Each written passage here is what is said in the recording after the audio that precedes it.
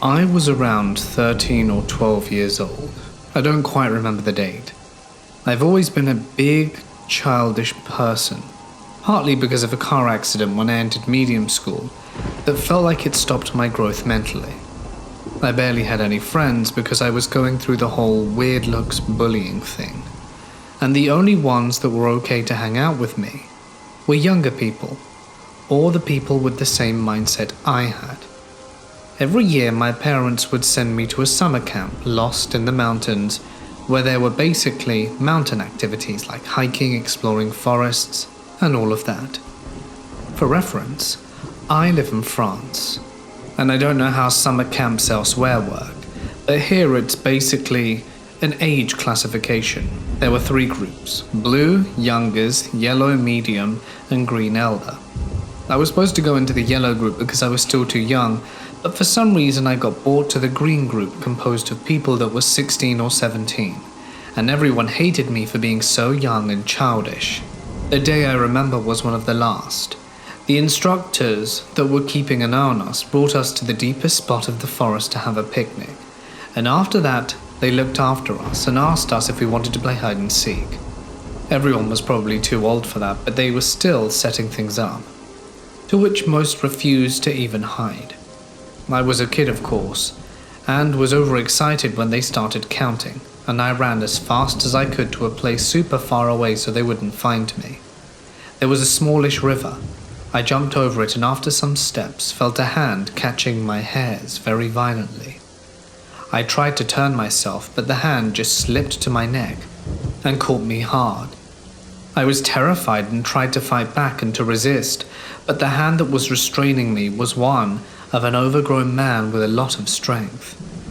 I started to scream at the top of my lungs, and I'd never screamed that loudly before, but seemingly no one heard me, and the guy began talking while dragging me into the forest. He was furious and kept repeating, "You'll see. I hurt you so much you're gonna cry and scream more." I remember him talking about harming me, raping me. I was just 13. I was so terrified. I've never lived any physical abuse, no hitting, nothing. That was more than words. He dragged me further into the forest and I kept screaming, hitting him until at some point I found a way to bite his hand with all the strength of my jaw.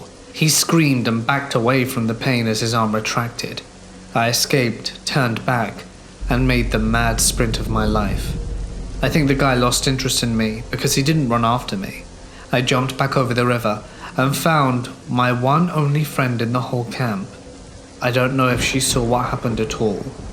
And I went to the instructors, but was too terrified to do anything or even tell them, so I didn't. I didn't know who it was. I didn't know if it was someone from the camp or a total stranger. I didn't even see his head, his skin, the clothes he was wearing, nothing. I was just too scared. The same night I called my parents, but they couldn't come to collect me. I had to go back home on the bus like everyone else. What terrified me the most was that the guy could be one of the people in the same group as me. For all I know, he could just hit me in my sleep and take me somewhere. I still don't know who that guy is and never want to know. So to this stranger in the forest who wanted to rape a 13-year-old girl, let's not meet. This story takes place a little over a year ago, some weekday around midnight in central Ohio. I want to preface this by saying that I'm not particularly religious, nor do I necessarily believe in ghosts or the supernatural, but something weird happened that night that I cannot explain. This story is 100% true, except for a few details that have been changed for the sake of anonymity. Let's call it Wednesday. It was around 5 p.m. and a friend tells me about an abandoned building her friend showed her the day before and asks if I want to check it out sometime.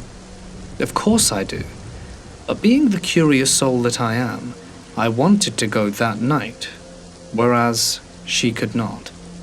I asked a few other friends to make the journey with me, and all declined either because they weren't into the whole breaking and entering and trespassing thing, or they were otherwise busy.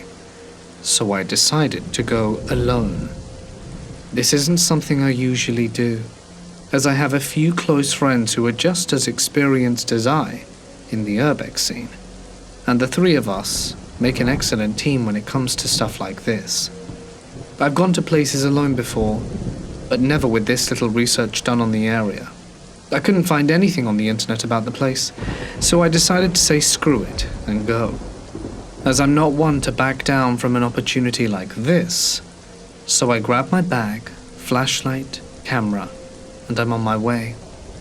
I tell someone exactly where I'll be in case something happens and to call the police if I stop responding for a few hours. I arrive about a mile from the location and start my journey. Most of it is woods and creeks, but the last bit of it is a dilapidated parking lot.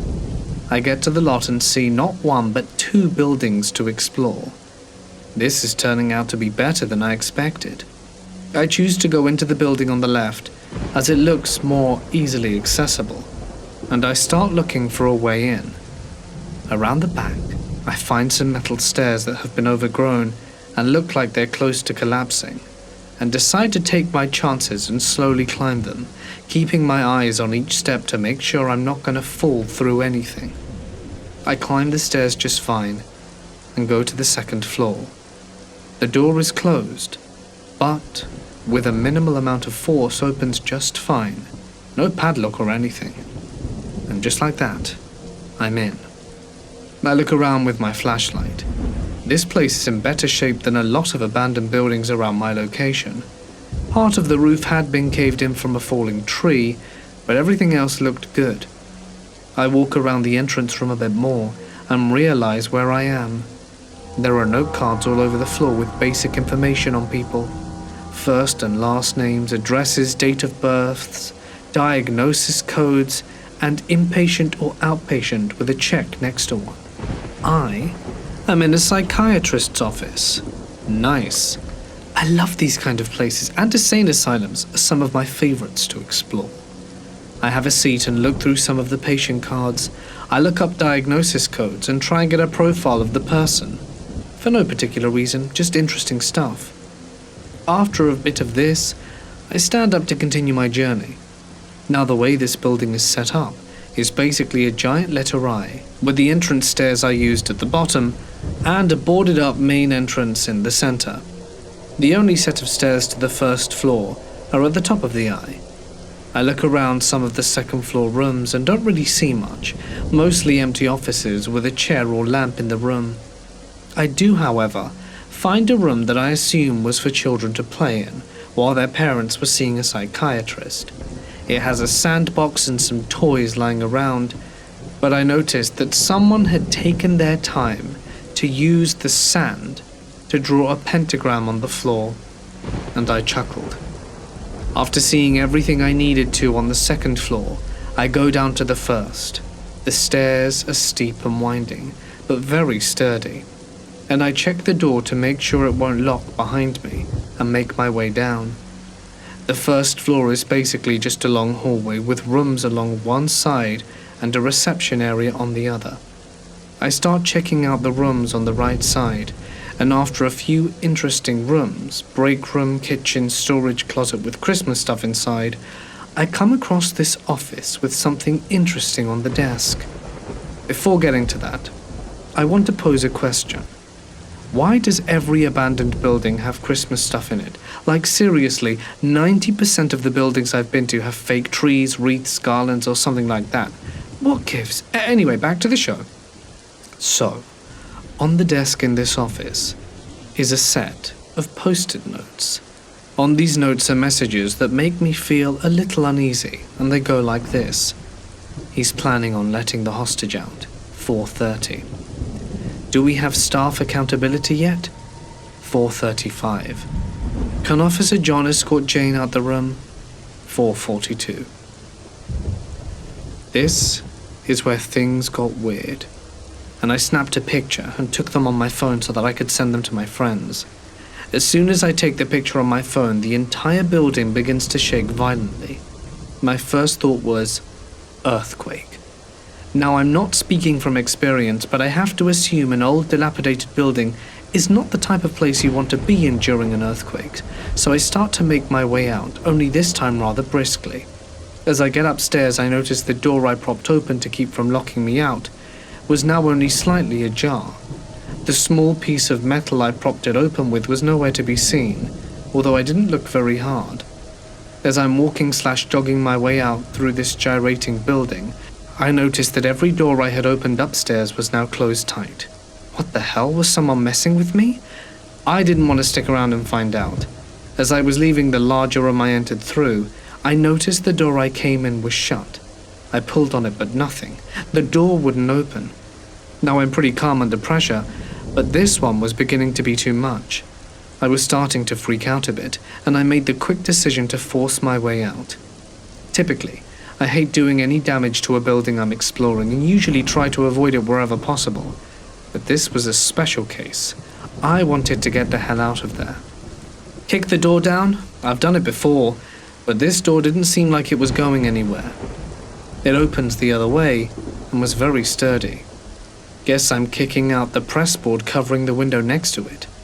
Luckily, these windows were huge and low enough where I could get a foot on the wood. 2 kicks and the wood gives out. The building is still shaking, and I make a hasty getaway down the stairs. This is the part that still spooks me.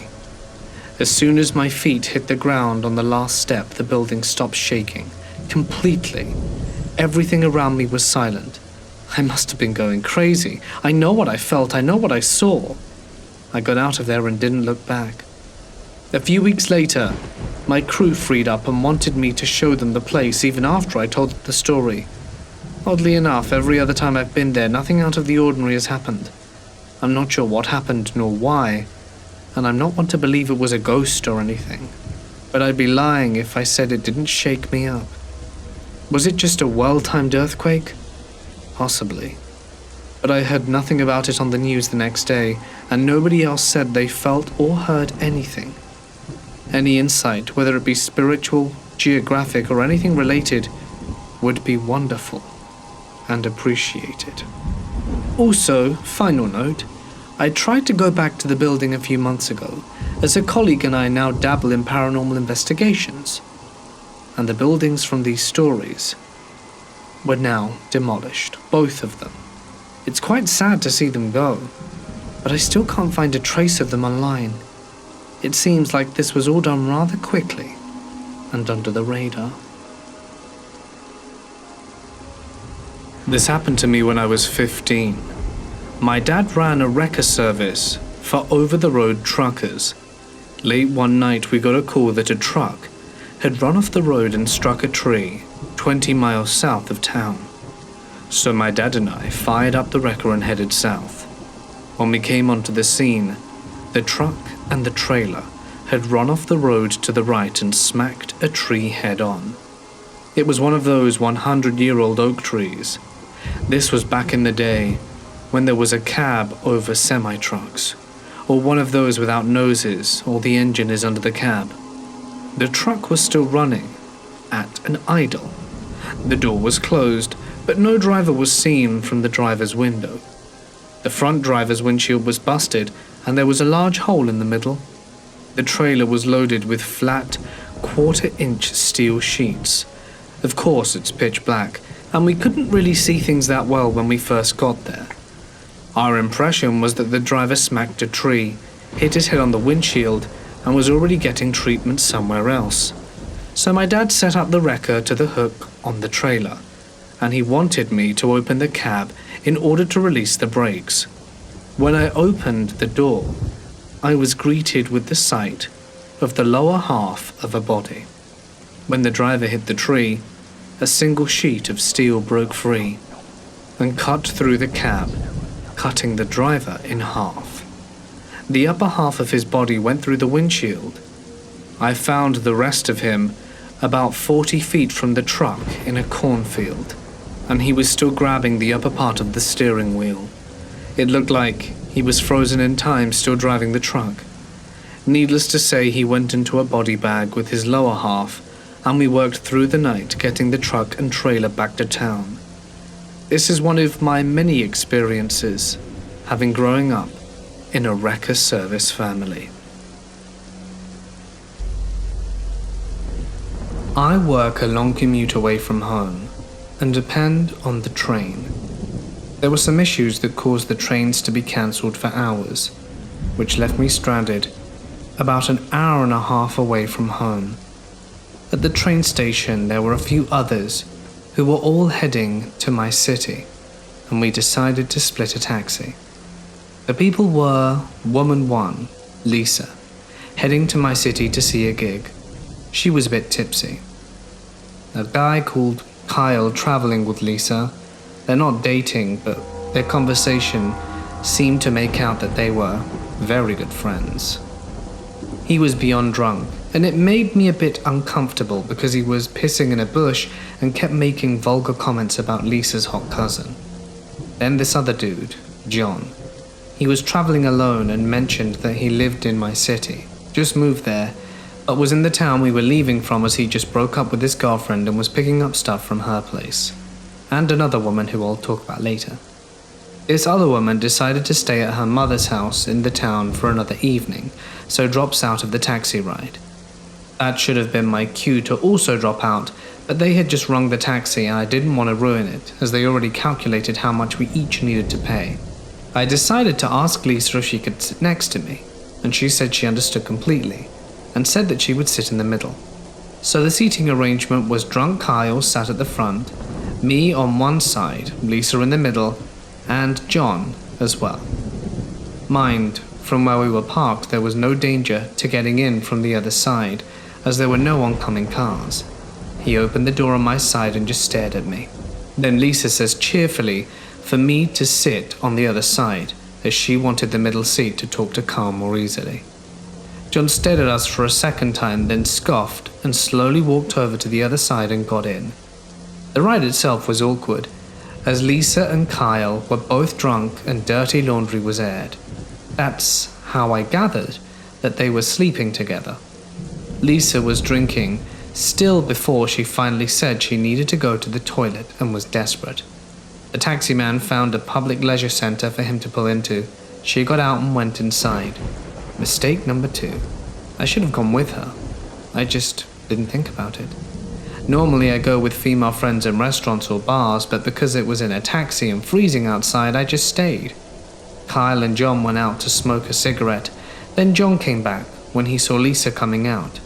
He scooted over to the middle, then put his hand on my upper thigh and rested it there. Regret number 3. I should have said something and made a scene, but I just froze completely. Lisa opened the door, looked at John, looked at me, then looked at John's hand on my thigh, about 2 inches away from my lady parts. She cheerfully said to him, "Oh, I'm so sorry, can we switch places? I love sitting in the middle." John looked pissed. He looked over at me, who was still frozen, removed his hand from my thigh, and scooted out to make room for her. He grumbled something I couldn't hear before Lisa said, "Thank you," and came in next to me. John sat in his allocated seat this time and we took off. Lisa then took my hand and whispered, "Woman to woman, I'll make sure you get home safe." I was just tearing up and said thank you. Then throughout the journey, about 4 to 5 times after Lisa had leaned forward to speak to Kyle, John slipped his hand to her seat, so when she would sit back down he would touch her ass. Every time she just giggled and said, "Oh, sorry, I think I sat on your hand." I felt awful because she was in this position because of me, so I apologized and she just repeated that she'll get me home safely. She was very drunk at this point from the extra taxi drinking, so I think she just latched onto that mission. When we got close to the city center, Lisa asked me where I needed to get to, and I told her the general area. John said he moved into an area that is literally in the opposite direction. His suburb is north, and I'm south of the city center. He said after Kyle and Lisa got out that we would share a taxi, despite that making no sense, as we lived in completely different directions from each other. I said, no, that's fine, but he was insistent and wouldn't take no for an answer. Lisa was too drunk and crying about how much she loves her dog at this point to protect me, and I texted my husband that I was terrified and if he could walk up to come get me. My husband booked it over there as fast as he could, and after we got out the taxi, John was getting his bags out the trunk, and I said bye to Lisa and just ran as fast as I could to make it to my husband. We say it all the time, but it needs to be said again. Screw being polite when you feel scared. John probably latched onto me because I was traveling alone, while Lisa was with a man. Lisa is right. Girls need to stick together. I should have gone with her to the toilet. When I was 8 or 9, I had gone to our local Walmart with my grandpa to pick up groceries. While my grandpa was checking out, I asked him if I could go to the Subway attached to the Walmart to buy a sub, because I was hungry and didn't want to wait to eat at home. My grandpa, being the loving man he was, wanted me to be happy, so gave me some money and told me I could order myself while he finished paying for the groceries. The Subway entrance was maybe 20 feet from where my grandpa was standing in line, so he could easily see me the whole time I walked over to order. I also want to mention that we lived in a very small and relatively safe town. Scary things didn't happen to people, and this lulled my grandpa and I into a false sense of security, trusting that I would be safe walking 20 feet to the Subway alone. I don't blame my grandpa for anything. This was something that a lot of parents would have allowed their children to do. I quickly walked the short distance to Subway, thinking of all the stuff I was going to pile on top of my sub. I got up to the counter and noticed immediately that the only other people in the Subway were 3 middle-aged men talking. I ignored them at first, not thinking anything could be wrong. After all, in my little kid brain, I had no reason to think strangers would be interested in me, even though my parents had given me stranger danger talks, which probably did end up helping me, or maybe even potentially saving my life. I ordered the sub with no problem and paid my money. The cashier was very uninterested in me, and looking back I could tell she didn't want to deal with a kid, so she quickly made my sub then disappeared into the bag. I stood there alone for a moment collecting my change and safely tucking it away in my pocket. I didn't notice the men until all 3 of them were standing right behind me. When I turned around, they caught me off guard. They were all smiling at me in a creepy way, and I instantly felt dread in my stomach and became very uncomfortable. Finally, one of the men spoke up, and in a thick accent said, "You are very beautiful. What is your name?" This scared me because I knew older strange men should not be asking my name or commenting on how I looked. Something in me told me to lie, so I said, "My name's Ashley." Needless to say, this is not my real name, and the other 2 men were standing behind him and just creepily smiling and staring at me the whole time, not saying a word. The same man that spoke the first time said, "Ah, Ashley, what a beautiful name. Do you want to come with us and have some fun?" All my alarm bells were ringing in my little kid brain. I panicked and started desperately looking around for my grandpa. I noticed him, still standing at the checkout line, oblivious to what was happening. The man took a step towards me, and I did the only thing I could think of. I ran. I ran faster than I ever have before and straight to my grandpa and never looked behind me. So I don't know if the men tried to come after me or anything. Thankfully, I never saw them again. When I got to my grandpa, he was finishing up paying for the groceries, gave me a stern look for running through the store, as he probably thought I was just trying to be obnoxious. I suppose he didn't notice the men. I hurried my grandpa along, and we left the store safely and quickly. After we got home, I told my grandpa what happened. He was furious. He wanted to go back and report the men. I don't know if he ever did, but he wanted to beat the crap out of them. My grandpa was a big guy and strong for his age and probably could have taken them. So creepy middle-aged men who tried to get little girls to follow them. Let's not meet.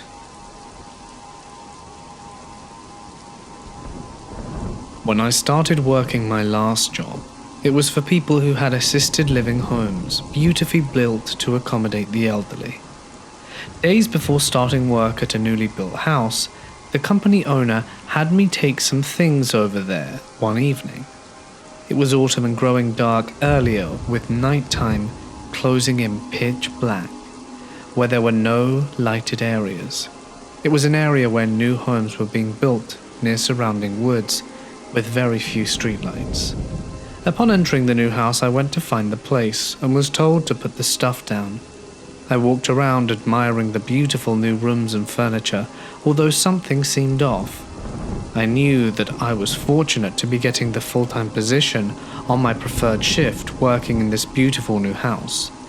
Although I was satisfied, something in the atmosphere seemed very off. It wasn't the expectant feeling of being a bit nervous, working with different people, with most of whom I'd never met, or the feeling of emptiness of a place or property having been never occupied. The entire area where the homes were being built just felt off. Business at the new house began as it slowly filled with residents and more than enough work for one or two of them alone. Strange vibes from the house still were going strong. It wasn't until several months later that workers began to mention strange experiences they had. This didn't happen until some residents had passed away in the home, but I did not consider that as being the reason for the strange events. Not entirely anyway. The first weird thing that I heard was that a co-worker was telling me that she felt as though she was being smothered as she sat near a resident's bedside working the midnight shift. I will always remember the time that I was taking a break and making popcorn in the microwave. Some had burned. Fearing it would smell up the house, I took it to the garage that was conveniently attached to it. When I came back inside the house, the entire kitchen reeked with the scent of air freshener. There were plug-in air fresheners in other rooms of the house, but none in the kitchen at the time. The strong scent I was smelling was nothing like the other air fresheners, and they were not even the type that have the automatic sprays. I checked all over the house for any air freshener spray cans or cleaners that may have been a cause for the scent, but found nothing. All cleaners were in the garage, and the residents were all sitting quietly in the living room. Some incidents that were told to me were from two co-workers that experienced lights turning on and off without them touching them. One worker said that she had turned out the main light in the living room because it was bothering a resident's eye. After helping all of the residents to bed that night, she came back up from the hall only to find it was turned back on. She thought someone was in the house. A worker on the midnight shift mentioned that she had the lights on in the main part of the house. She had gone into another area of the house, and when coming back out she found the lights out and very dark. One evening after my shift, I was talking to one of my good co-workers over the phone as she was working at the house. She told me that she had heard something in the hall area near some of the bedrooms. To her surprise, she found one of the Christmas ornaments that hung on a doorknob moving all on its own. It was repeatedly lifting out and hitting the door in a quick, timely manner, creating continual knocking. The ornament was very light, made of felt in Christmas colors with small bells lined down the middle and front. There was also a small brown felt Christmas tree on the bottom of the front. All of the bedroom doors had one of these kind of ornaments hanging from the outer doorknobs to decorate for Christmas. What creeped me out was the methodical, rhythmic way it was knocking, as if something was saying hello.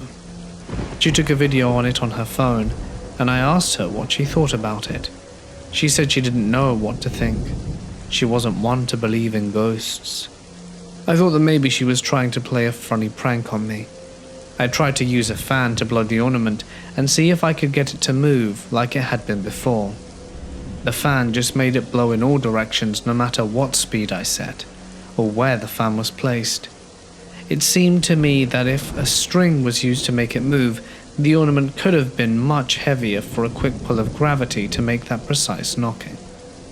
Some months later, a new employee started working the midnight shift and was doing room checks. When approaching the door that once had the moving Christmas ornament, she heard the little elderly resident inside speaking with someone that sounded like another elderly lady. This was when all the other residents were soundly sleeping in their own rooms. Some nights later, I was told that the same resident came out of that room in hysterics one night, fearing that demons would harm her. I heard of this happening at least twice. This was entirely out of character for her, Demons were never something she'd speak of. Perhaps she was reacting to something in that room. Years later, the room became open for another occupant.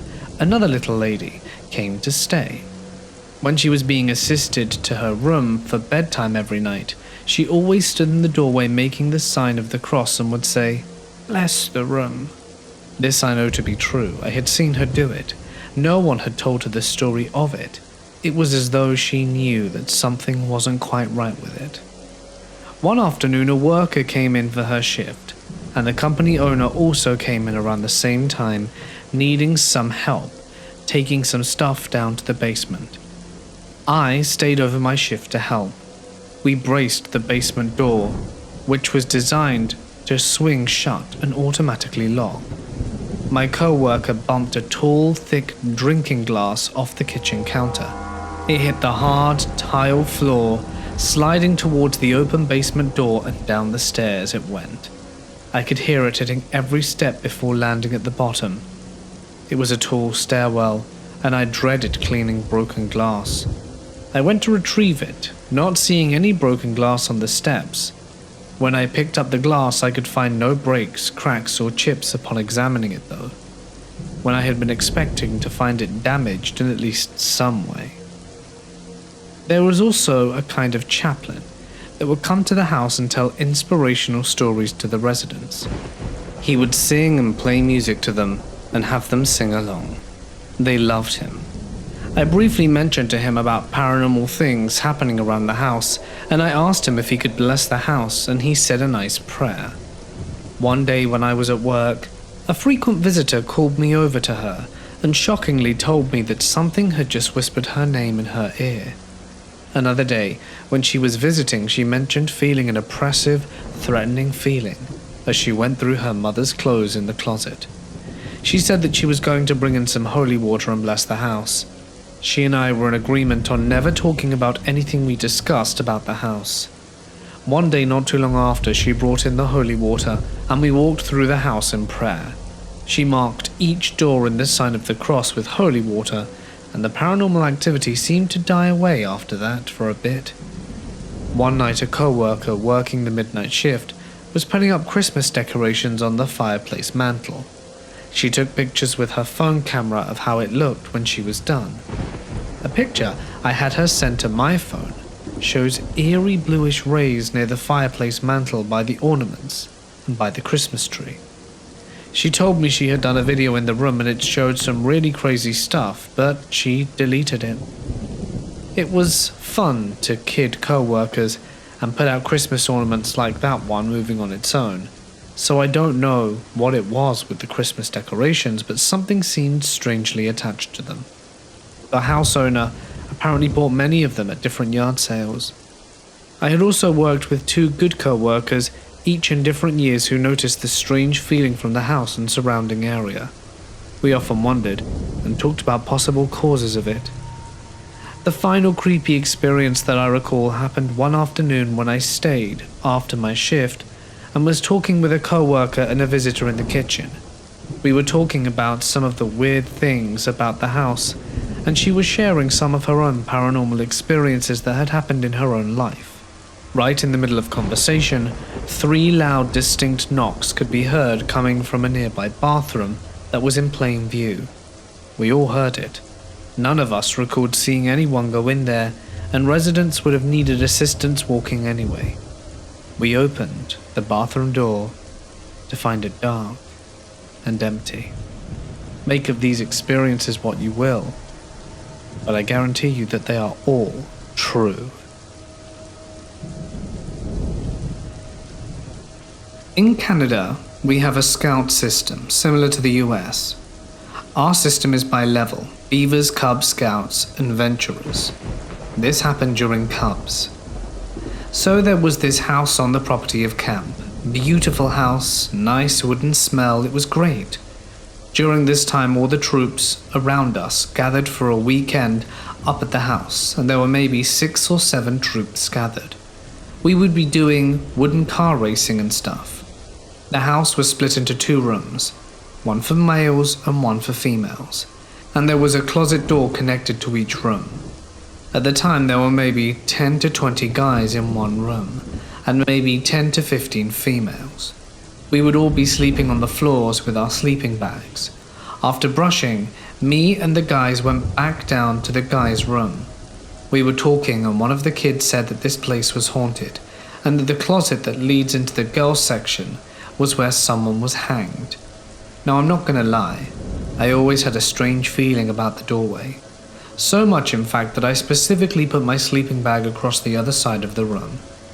There was also an air vent there, and I was afraid as well.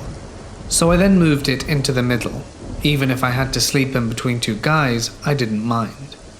That night, after the counselors shushed us to sleep, because guys, we talk for hours on end if we're told not to sleep, it was around maybe 4:30 when I awoke. My head was facing towards the closet when I noticed something going down.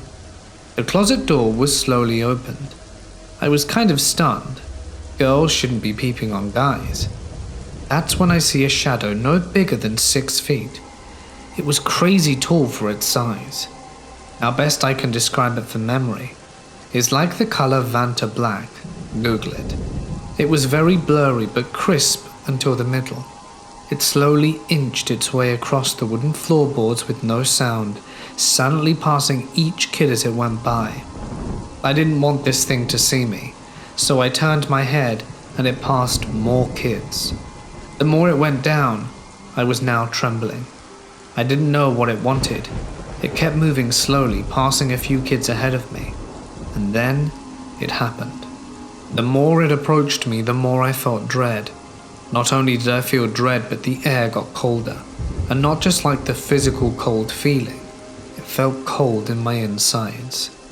The air got more dry and cold, like liquid nitrogen.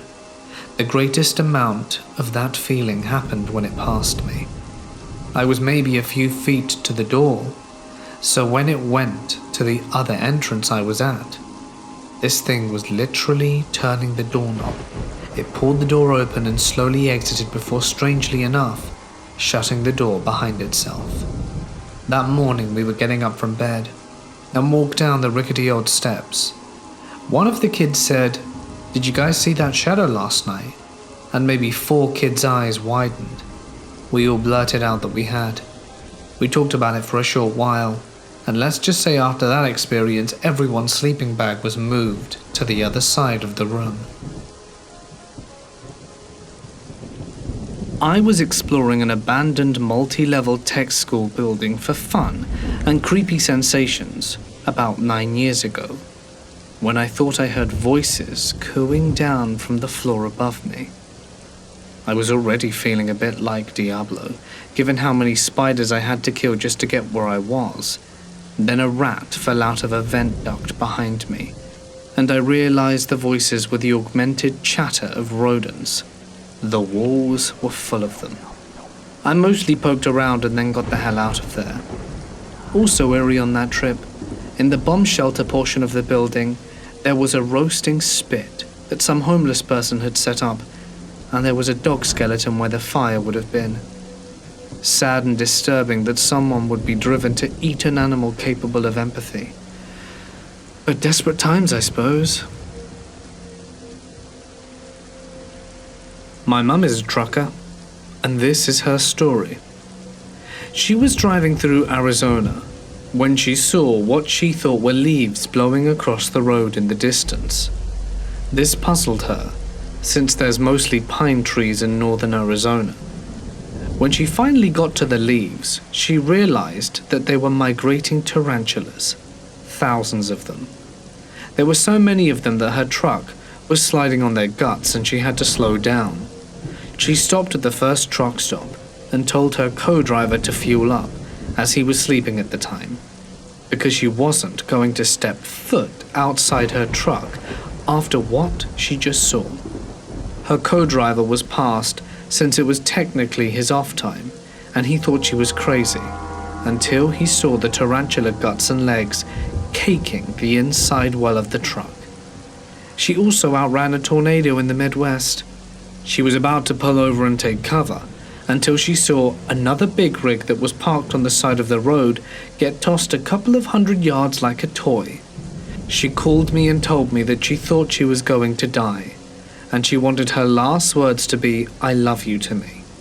She pulled off the freeway and got into a Walmart, where she ran into the shelter, where all the staff and customers were taking refuge. After the tornado passed, they stepped out of the basement and into daylight, since the Walmart was destroyed. She has many stories like this. Trucking is 90% boredom, 10% insane stuff like this. Like most millennials, I have to work multiple jobs to make money, and one of these jobs is driving for Lyft. Last night, a very friendly and pleasant passenger forgot her phone in my car. I didn't discover that until the morning when she sent a notification through Lyft. Since I had other work to do, I didn't get to returning the phone until early this afternoon. By then, my passenger had given me her address, so I drove to her apartment to return the phone. Now, this apartment has a very narrow one-way road running in front of it, but it was empty since it was the middle of the day, so I parked my car on the road with the hazard lights on to return the phone. It took me a few minutes at most to figure out where to leave the phone, and once I left the phone somewhere safe, I saw a lady in a red car pull up behind me and ran down the stairs to go grab my car. She rolled down the window and asked if I was looking for someone. I told her I had found who I was looking for, jumped back into my car while she was still speaking, and drove out of her way and out of the apartment complex. That should have been the end of it. I decided to drive to Starbucks since I was hungry and going through caffeine withdrawals, so I stayed on the main road and headed that way. That's when I noticed something peculiar. The lady was following right behind me, but since that road leads to practically everything else in my city, I didn't think anything of it, until I signaled to turn left to go to a shopping area and noticed that she was still behind me. Growing suspicious, after I made my left turn, I turned suddenly into a road that led into a bank and other small businesses, not realizing it was one way. When I reached the dead end, I turned around and headed back to the main road, only to realize this lady was still stalking me. In panic, I reached the main road, turned into another parking lot, and cut through to a local movie theater, and kept driving until I was sure I had lost her. When I noticed the lady wasn't following me anymore, I drove to Starbucks, got my food and drink, and returned home, played some video games and other stuff, and ran upstairs to tell my story on Reddit, only to discover that Lyft had emailed me, issuing a deactivation warning for unsafe driving. Of course, I can't say with certainty, but given what I've just said, I think it was the stalker that reported me. My girlfriend and I had been dating for around 3 years, and I have never had an experience that was as close of a call as this time. We are mostly nocturnal creatures, especially when we're used to working the night shift at a factory together. To us, midnight used to be like noon, and we loved going out to the store around this time because we are usually the only 2 of 10 people in the place, including staff. One night a year or so ago, we were doing our normal Saturday evening shop at around midnight, when I got the strangest feeling, not even 5 minutes into our journey. It constantly felt like we were being followed, but every time I would look there'd be no one there. I eventually wrote this off as paranoia, and started to have a good time and make an adventure out of the trip. We were finishing up on the non-grocery side of Walmart, taking the long, straightaway roads towards the groceries so we can get down to business on getting food. My girlfriend was telling me about her last attempts and statistics of her shiny hunt in Pokemon Ultra when I finally noticed him. I heard a slight clicking noise and looked back casually to see a man pushing a bicycle alongside him, walking a few steps back. It was brand new, like he had just pulled it off the rack as he walked past, and was staring at me, and I got a bad feeling. I positioned myself on the other side of my girlfriend, so that I was between him and her purse, which raised red flags to her. I told her to keep walking and act natural.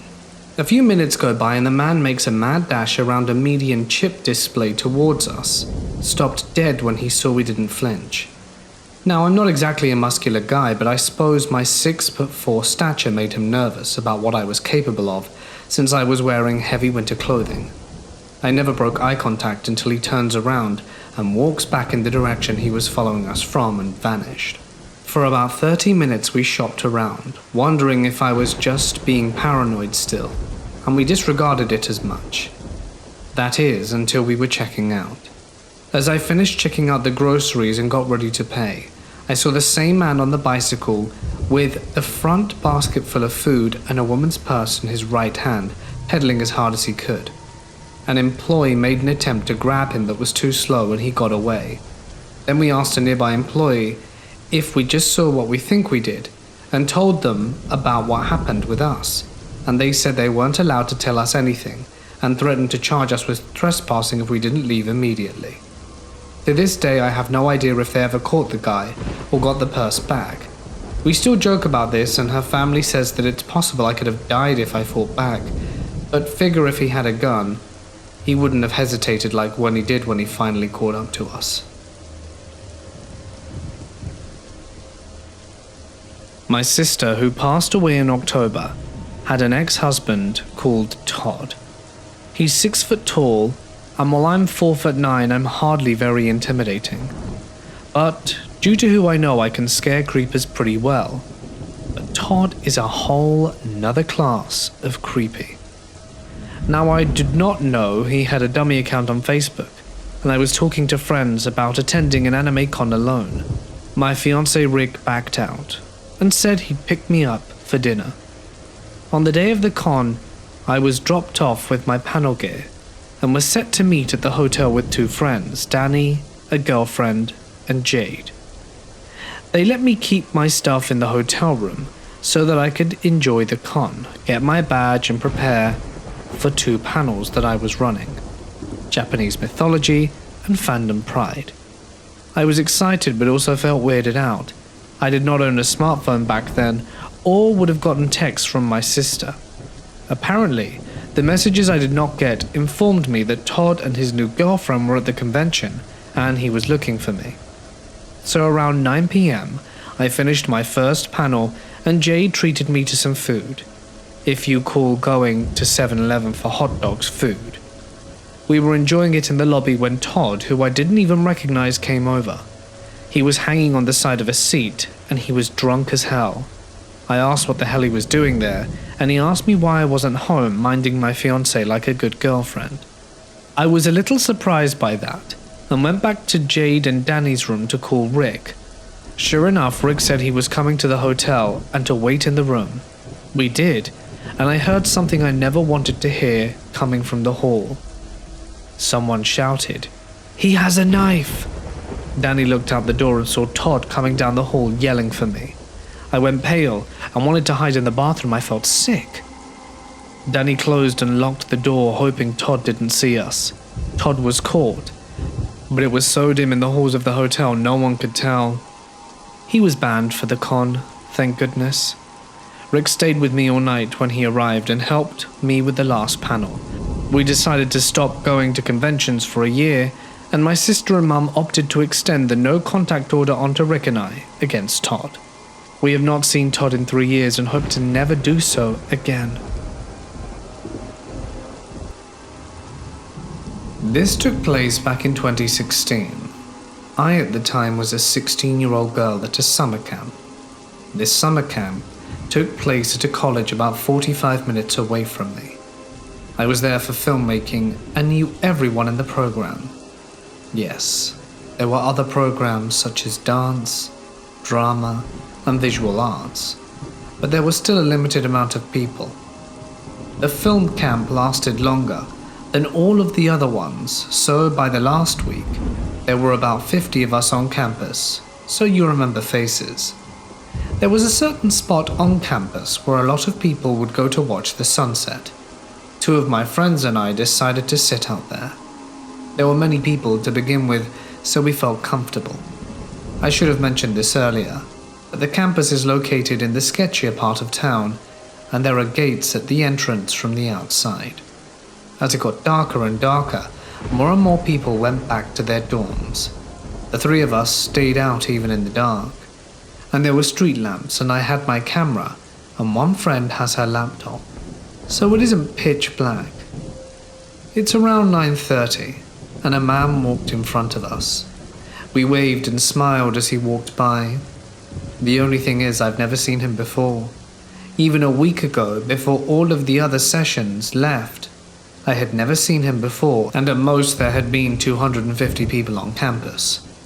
I tell my friends that it's kind of creeping me out, that I've never seen him before, but the one with the laptop said it's nothing to worry about, seeing as there was campus security doing a checkup on a building near us. 10 minutes go by, and he walks in front of us again. After he leaves, the friend with the laptop, in a worried voice, says, "We need to go." So we grab all our belongings and are walking fast back to the dorms. I get her to explain to me why she was worried. She said that when he walked by again, he looked over his shoulder and did a head nod in the distance, and when she looked over, she saw another man in the darkness. We laughed it off as we got closer to the dorms, but all I could think about to myself was, why didn't we leave when I said we should? Nobody ever listens to me, even though I have great intuition. Anyway, to the creepy men who seemingly were planning on mugging us or worse, let's not meet. I was 16 years old when I had just gotten my license. It was on a Friday after school, and I was hanging out with some of my friends from another school district, my girlfriend and her best friend. We all live in small, rural towns that have absolutely nothing to do in a 40-mile radius except a Walmart in between and a few Sheetz gas stations. Since there was nothing to do, we used to go ghost hunting. It pretty much meant finding abandoned buildings and checking them out. None of us really ever experienced anything supernatural, but it was an interesting time, and it involved doing something with friends. I had seen a house off the highway a few times that I wanted to check out, so I told them about it. They all agreed that it was a good idea. We decided to stop at Walmart on our way to grab a new flashlight, and I wanted batteries for my camera.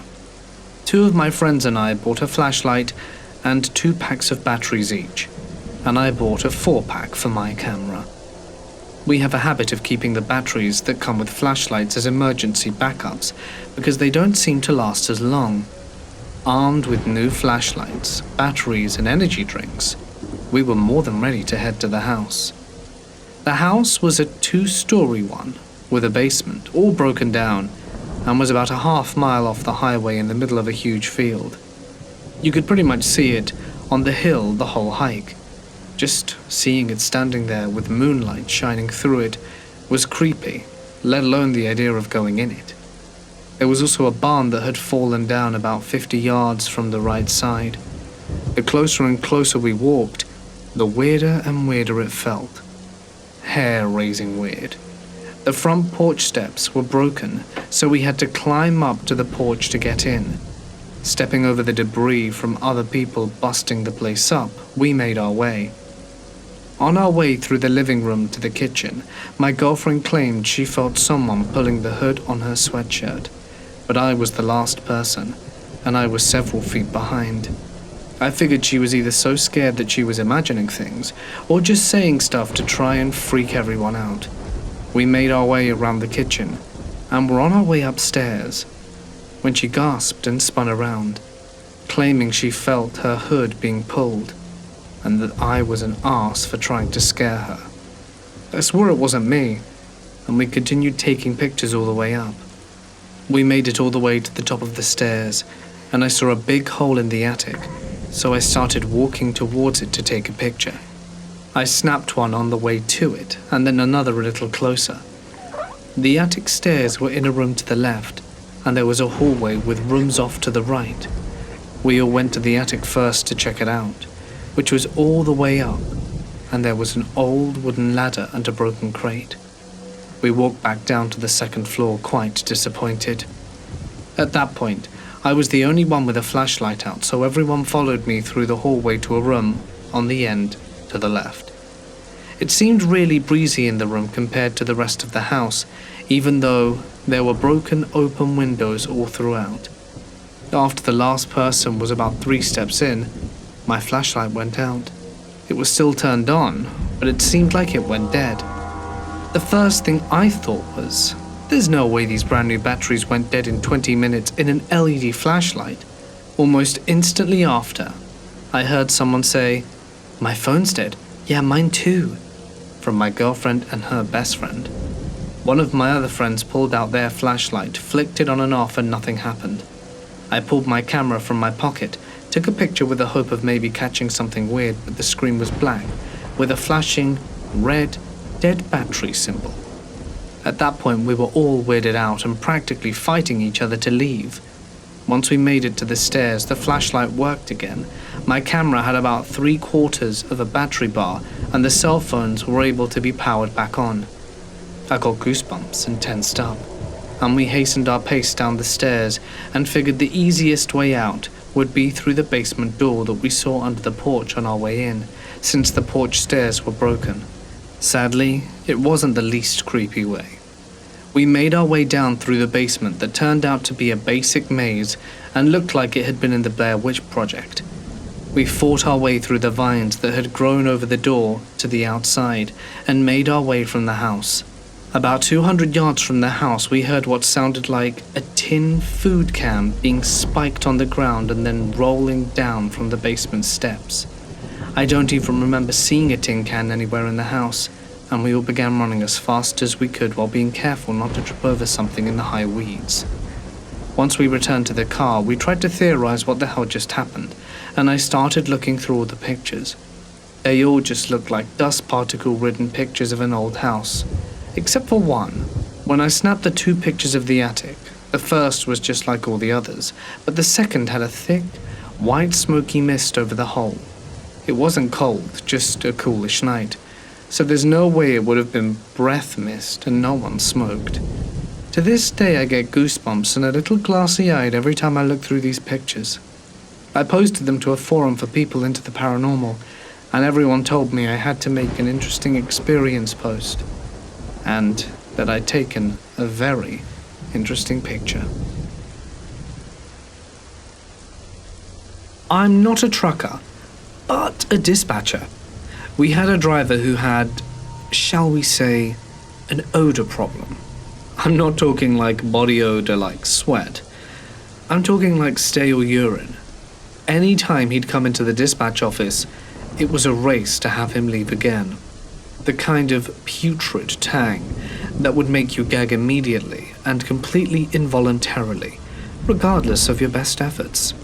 The driver was a rather heavy-set guy, nice enough but a little slow.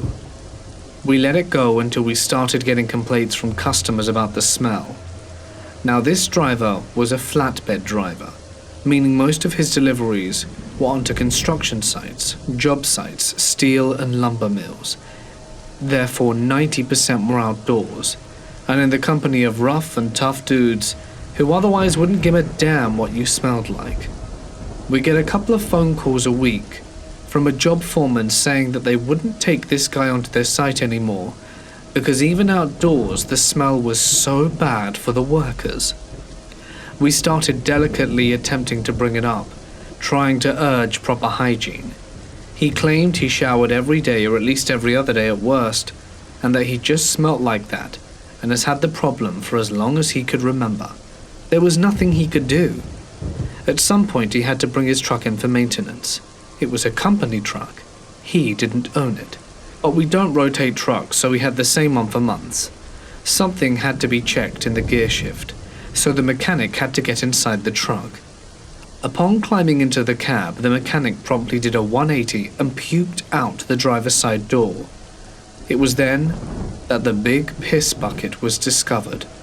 I'm not talking like a Gatorade bottle or something that he took a leak in once, when he didn't have time to stop. I'm talking like a job site shop bucket, filled nearly to the brim with urine.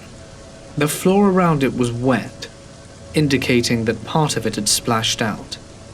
The inside of the cab, I'm told, because I was too chicken to go anywhere near it, smelled like him times 10. It was basically pure, concentrated evil. The walls of the cab had a slight yellow/brown dull sheen. We fired the driver, using the complaints from the customers as the excuse, and then parked the truck outside in the yard, doors and windows open for a week just to dull it. Then had a guy with a ghetto-pieced hazmat suit, rubber gloves, rubber boots, mask, rain slicker, etc., had to go in there and douse the whole thing in bleach and cleaners. And yet, no matter what they did to it, they could not get rid of the smell. That truck sat outside in our yard for a full year, windows and doors standing open, rain, snow, blustery wind, it just sat wide open to the elements. One day a year later, the boss decided to close it up and see how it was. It was just as bad as the day they tried to clean it. He scrapped the truck a week later. It was 2006, and I was 17. I was dating a boy a few years older in the neighboring town from mine. My parents were not too keen on the fact I was dating an older guy, so they were not trying to give me rides over to his house or anything. His car was broken down at the time, and I didn't have a car, so I was on my own. Sometimes if I was feeling energetic, I'd walk to his house after school. It was about a 45-minute walk, which sucked, but I did it sometimes. When either of us had a few extra dollars, I would take a cab. I was a nervous person, always taught about stranger danger, and I'm really good at reading people with bad vibes. I called my boyfriend, who called me a cab, and would pay for it when I got there. The guy picked me up and started making his way to my boyfriend's house. He was a younger guy, but older than my boyfriend and I, maybe around 25.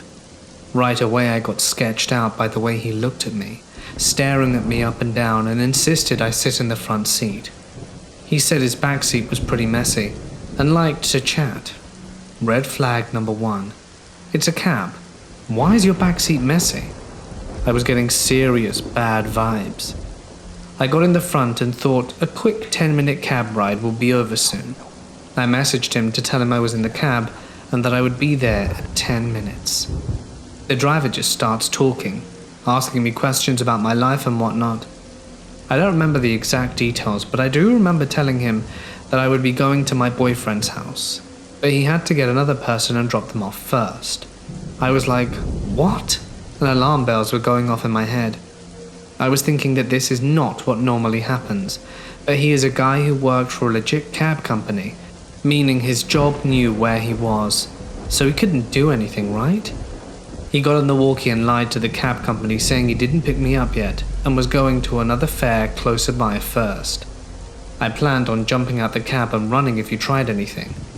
Well, he ended up picking up the other person, an old man in the same direction of my boyfriend's house. He didn't mention his messy back seat to the guy. The customer was talking and like, oh, so you're bringing your girlfriend to work? And the driver didn't even correct him and just say, no, she's a customer. So I knew something was wrong and messaged my boyfriend on the sneak. He called me and asked to talk to the driver. I don't know what he said, but he was obviously pissed off and the driver hung up. He was like, why'd you call him? I'm not a creep. I just wanted you to help me with my route. He handed me a stack of papers, asking if I could help him pick up another customer and he would drop me off at the end. I told him I needed to get to my boyfriend's now. I don't know how, but he ended up dropping me off and peeling away before my boyfriend could get his hands on him. I can't imagine what would have happened if I didn't have a boyfriend who was angry on the phone and shook him. That's the most I remember. I'm sure there are details that I missed. But we did call the cab company and file a complaint. I'm not sure what ever came of it. I never took another cab for a long time, and now to this day, I always get nervous if I have to take an Uber home and stay on the phone while sharing my location at all times. Thanks for running cabs for me. This happened 19 years ago, when I was 19, and just moved into my first real house with roommates that I picked. We decided to head to Walmart to pick up some house things and whatnot. 6 of us go. It's myself plus 4 female roommates and 1 roommate's boyfriend called Daniel. We head to Walmart in my 98 Bronco 2, Paces, the most badass vehicle to ever vehicle. We get there and start shopping in a perfectly normal fashion. I mean, we're being loud and obnoxious young adults, but that's normal.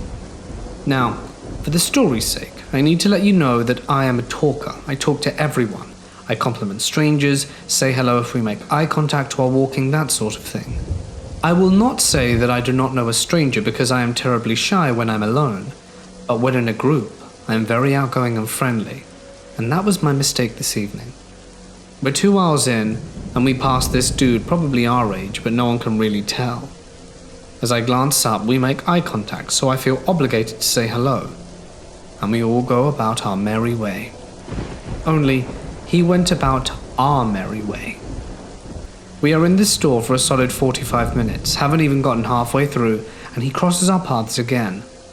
He walks up to me with his head down, like with his chin to his chest, sticks out his hand and says, "Here," then rushes away. It's his phone number. Aw man, that's super sweet. I feel bad having no intention of calling him, but it was a sweet gesture, or so I thought. It had now been the better part of 2 hours, going down every aisle discussing as adults what we do or do not need. We thought we were so grown. Let's discuss whether these trash bags are cost efficient before buying them in a group, all huddled up like adults do.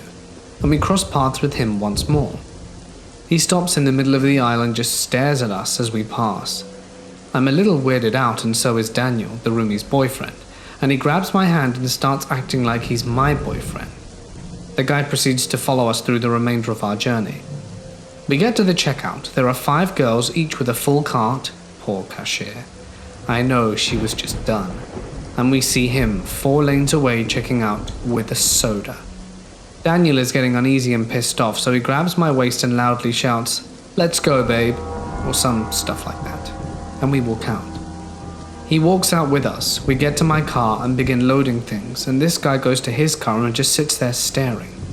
Daniel is now standing near the back of the car with a rubber mallet, just smacking it into his hand like he's a mobster, thinking it would make the guy leave. But it did not. We finish loading and pile in to head out. I turn my vehicle on, and the dude's vehicle starts as well. We pull out and head home normally until Daniel, who's been watching these headlights like a hawk, says, "Don't go home. Drive to the police station or a firehouse or something. That guy's been behind us since we left Walmart." All 5 of the 19-year-old girls he's in the car with start freaking out.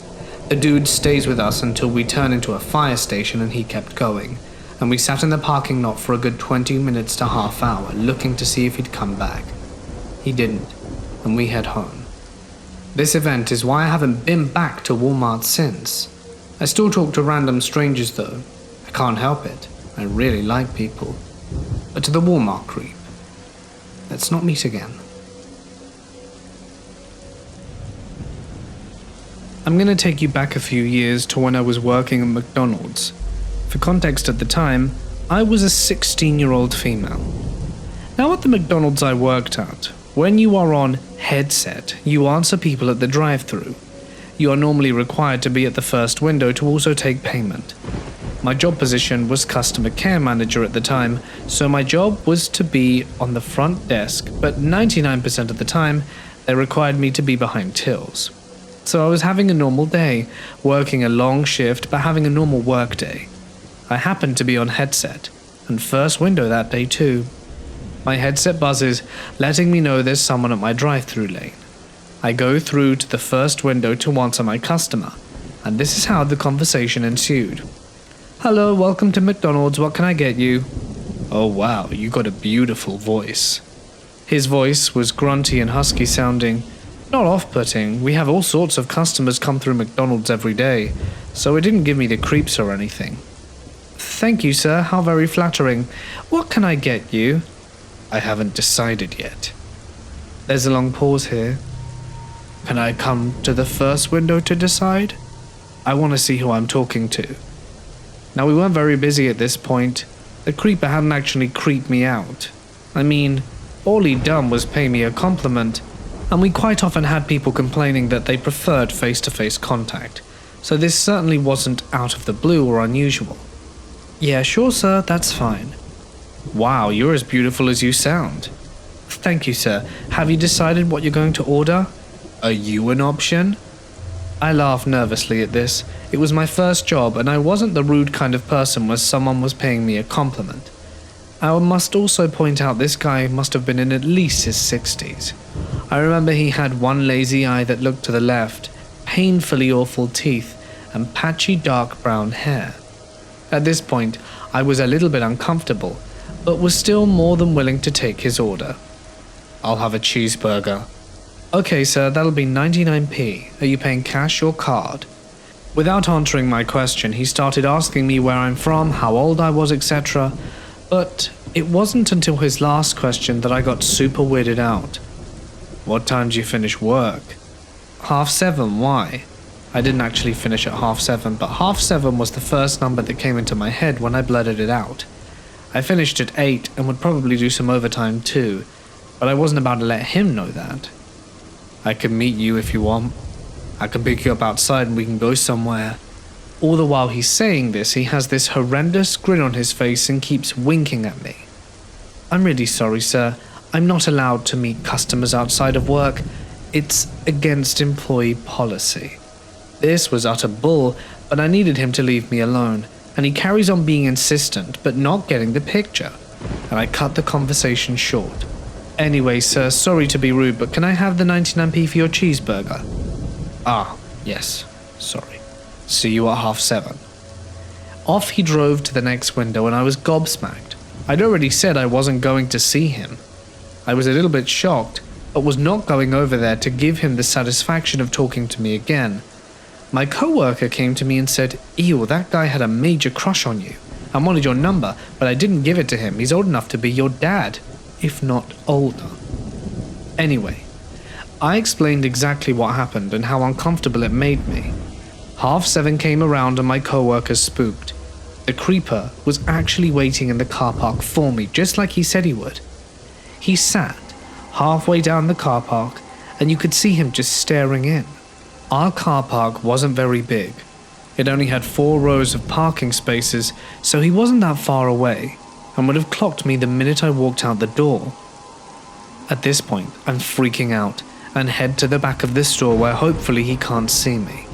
I had to stay in the back of the store for 40 minutes before we knew it was safe to come out.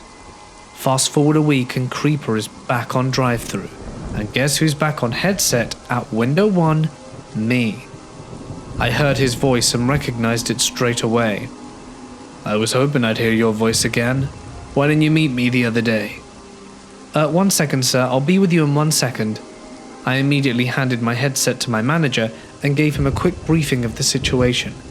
He gladly took the headset and dealt with the customer from start to finish. When my manager came back to me to let me know he'd gone, he said the creeper had been asking my name, my address, and my surname.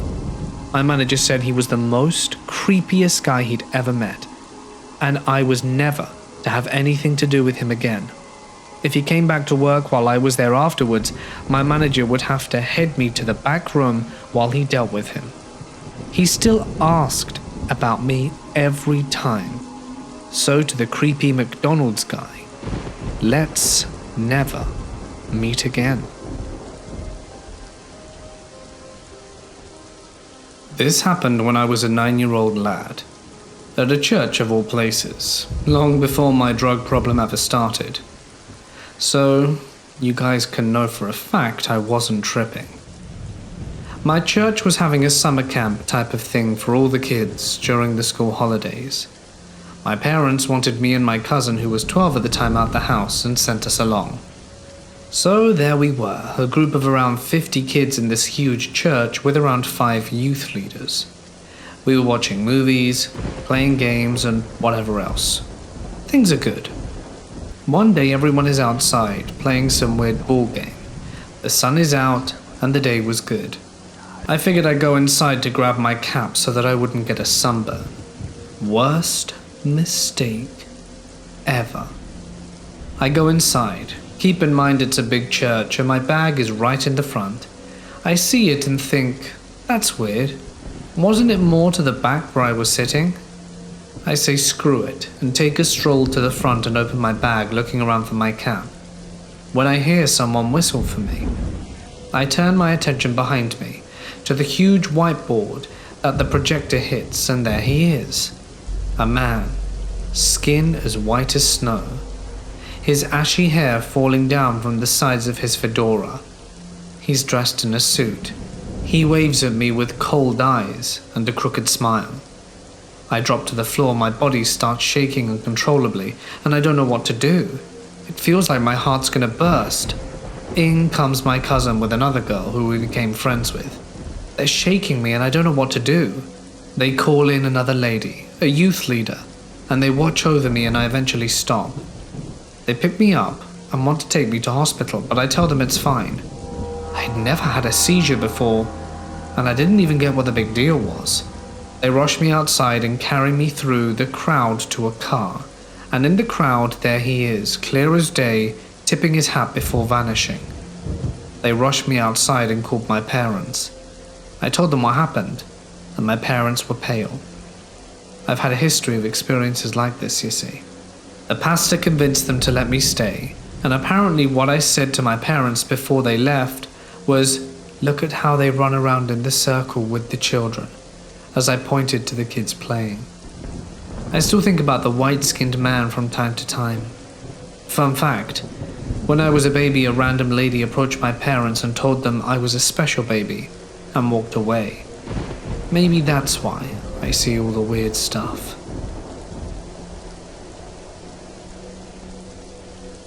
I'm from Louisville, Kentucky. Anyone who is big into paranormal activity is probably aware of a place called the Waverly Hills Sanatorium. It's an old tuberculosis hospital that had a lot of people die in it.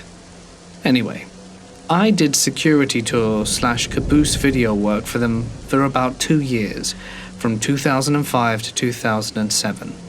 Now I will say this before this. I did not believe in ghosts, spirits, or what have you. It didn't seem possible, but after working and volunteering there, I left fully convinced.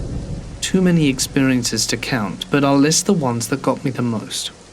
One morning, after an overnight tour, as people pay $100 to be allowed to row free in the building and ghost hunt for 8 hours, another security guard and myself were walking through the building, locking all the doors and such so that we could go home.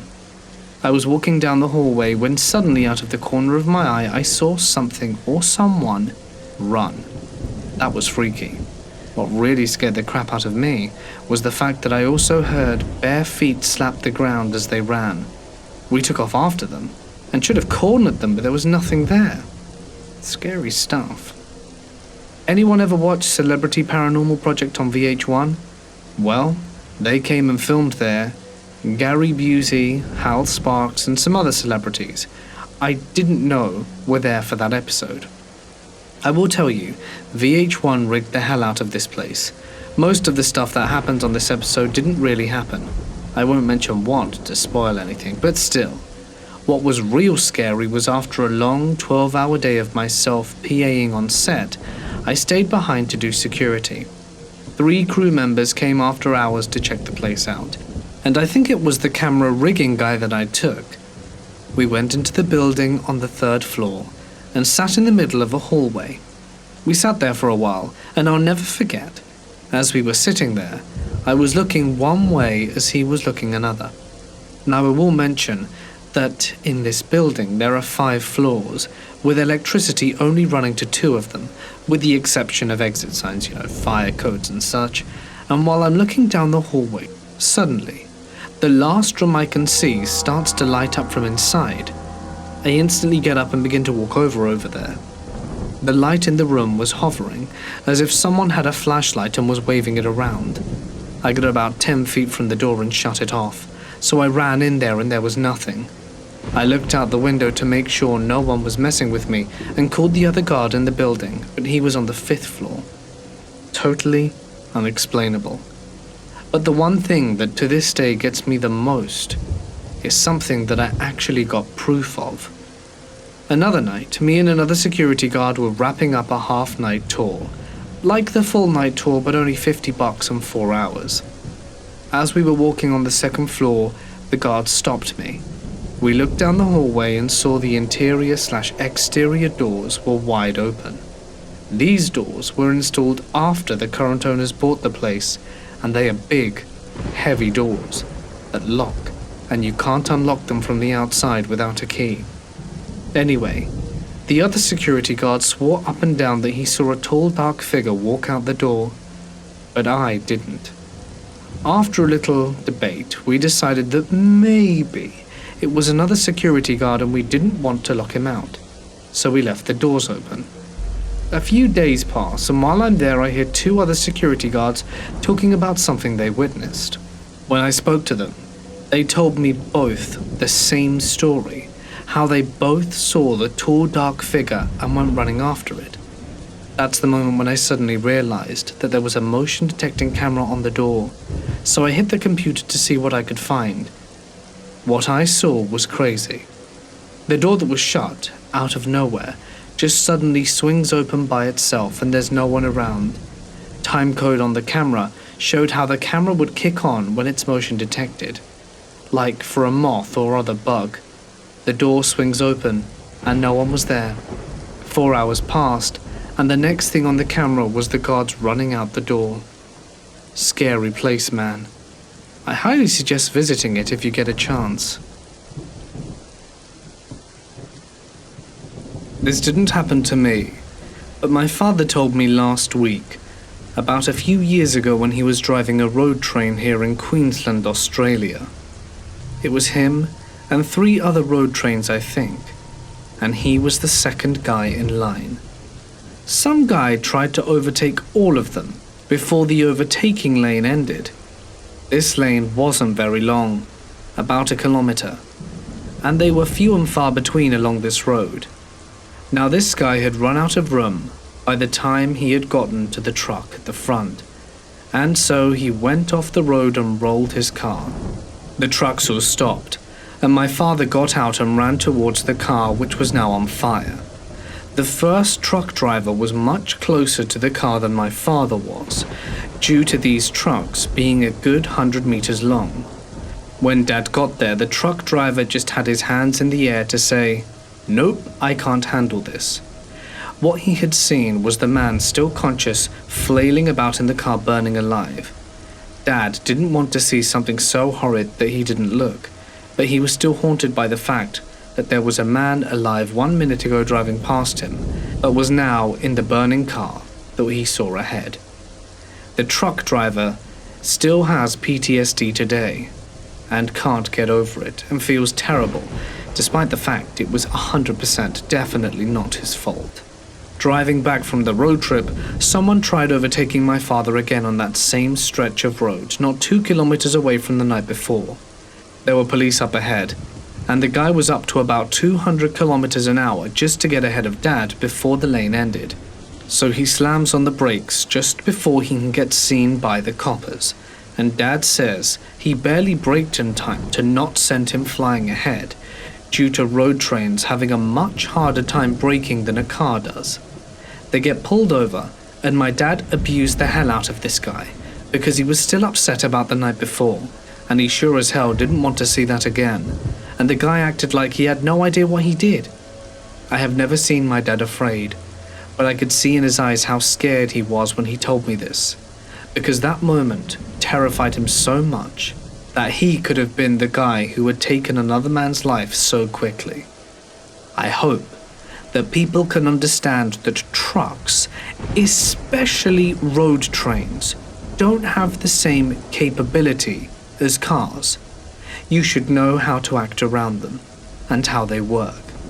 And for anyone wondering what a road train is, imagine an old-looking, generally all-round gargantuan-sized semi-truck hauling 3, sometimes 4, normal-sized trailers at the same time.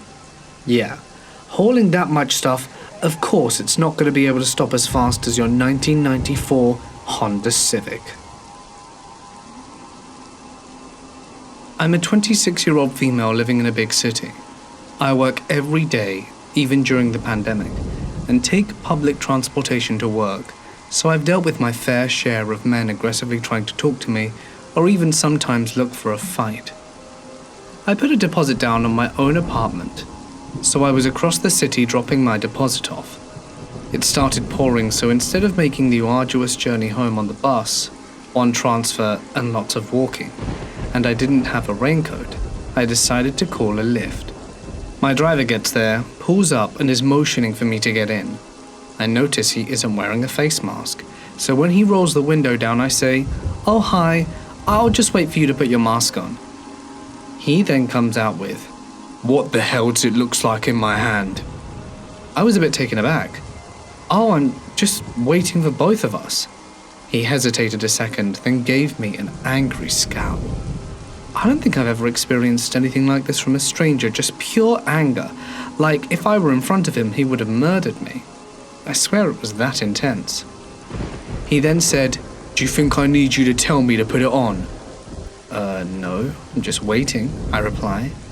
He then gave me a look again and sped off, not before calling me a very few choice swear words. Of course, I reported him to Lyft, but the best part of the story is the strangers that backed me up. One woman said that she saw what was going on and that it was messed up, and the two older men who waited with me while I cried for my next ride provided words of comfort. Not everyone's that bad, but the crappy ones are truly the worst. My mum brought up an interesting point, as that since I probably got this guy fired, he's gonna have even more violent rage. I certainly hope he didn't get my name and address from Lyft. A few weeks ago, I was in Walmart with my gran. We were walking around and shopping for stuff, your normal Saturday morning errand run. While walking around, I had begun to notice an older man in his late 30s/early 40s, kind of scruffy clothing that looked like he'd been working in a few of the same aisles as my gran.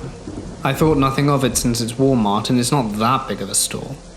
At one point, my grandma asks me if I need any new bras. For those of you who don't know, Walmart sells $3.98 bras and they're awesome. I told her yeah, sure, and we went to the ladies' underwear section of the store.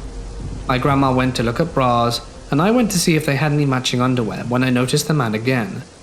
I walked down to the sock aisle and didn't see him, so I slowly made my way back to where the thongs and stuff were. I was minding my own business when I heard someone walk behind me. I figured it was my gram, so I partially turned to ask how many pairs I could get, but she wasn't behind me. I looked around and see the guy at the end of the aisle. Whatever, maybe he has a wife or girlfriend, and I went back into my little world looking for underwear. I looked for another minute or so when I felt a presence behind me. I looked to my left and saw a little bit of my grandma, who was obscured by the rack, looking at nightgowns. I decided to stare straight ahead since maybe someone taller than me was just looking at underwear that was over my head, and felt some kind of press against me. Then I heard breathing. It was heavy, pleasure breathing, like someone was just calming down after finishing. I turned on my heels to see this guy who had been following me, with his hands down his pants, obviously fondling himself. I literally screamed "Nanny," and the guy sprinted away. I told Walmart security and they told me they had no authority to do anything about it.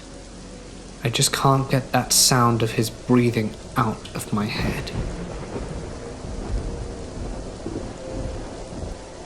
I work in a store in the mall in a fairly nice area.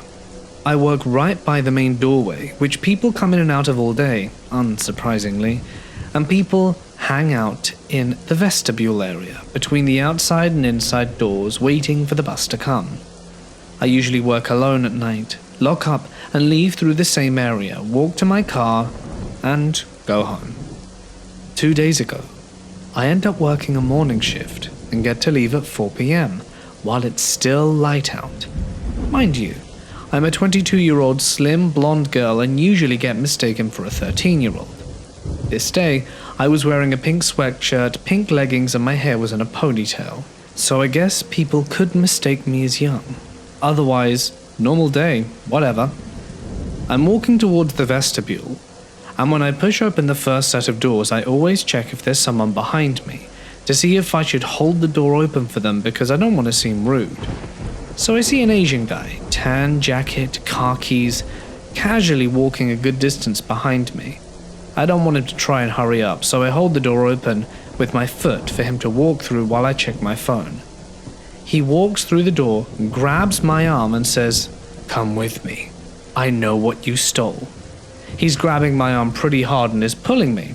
Mind you, there are two women on the opposite side of the vestibule and a guy standing maybe 3 feet away, and I'm making eye contact directly with this guy with a "please help me" kind of look.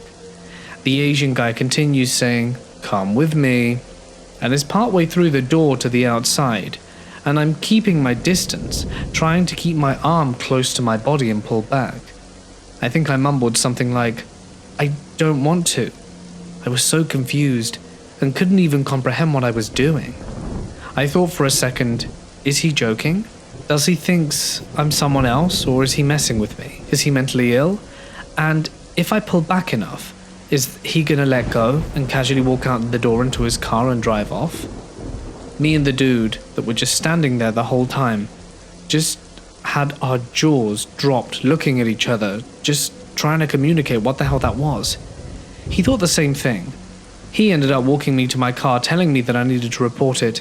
I gave him a big hug and thanked him and got into my car, called my mom, then security, and talked to the security and the police and spoke to a detective, the whole 9. Apparently this isn't the first time a tall Asian guy is acting weird. A guy, probably the same one, apparently harasses juvenile girls at the mall frequently, and isn't even supposed to be there. Security showed me some pictures of an Asian guy that they suspected, and caught the whole thing on camera.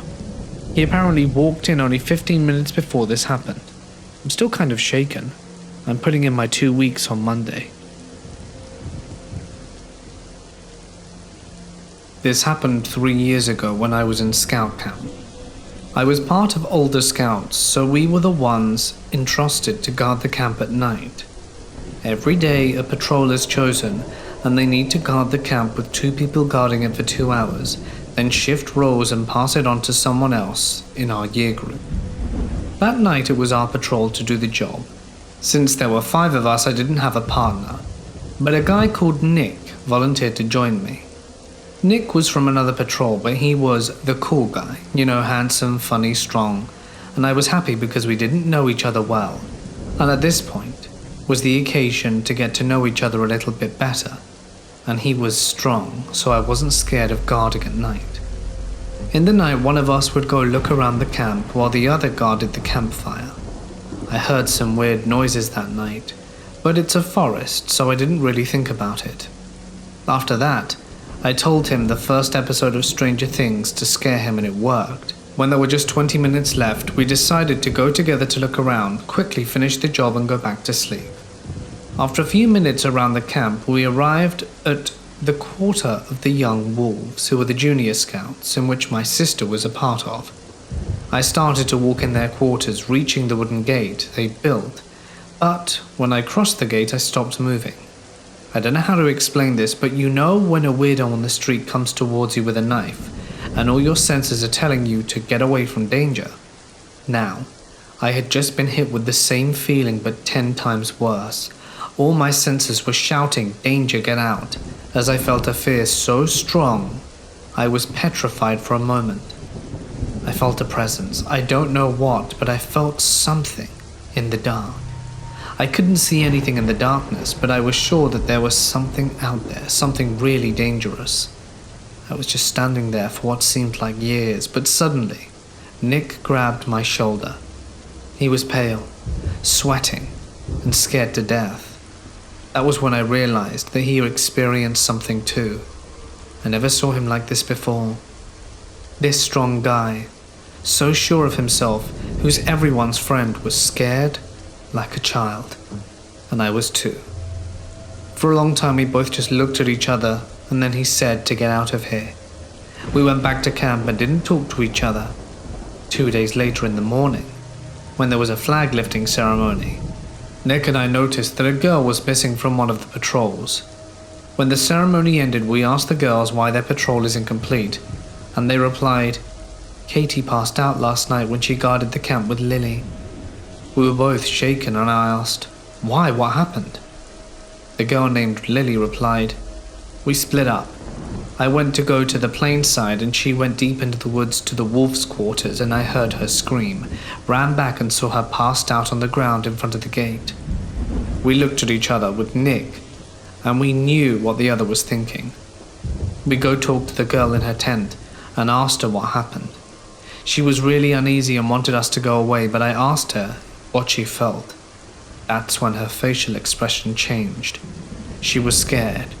She said, it was horrible. We patiently listened to her for a while as she tried to find the correct words to express herself. I don't know what it was, but I never want to experience it again. She was shaking like a leaf. Many days passed, and at the end of camp, roughly the 11th day, we packed up our tents to sleep one last night under the stars near the campfire. But our patrol had a chill zone where we slept away from the camp. The camp was near the Danube, and our tent was just next to the little entrenchment of the river.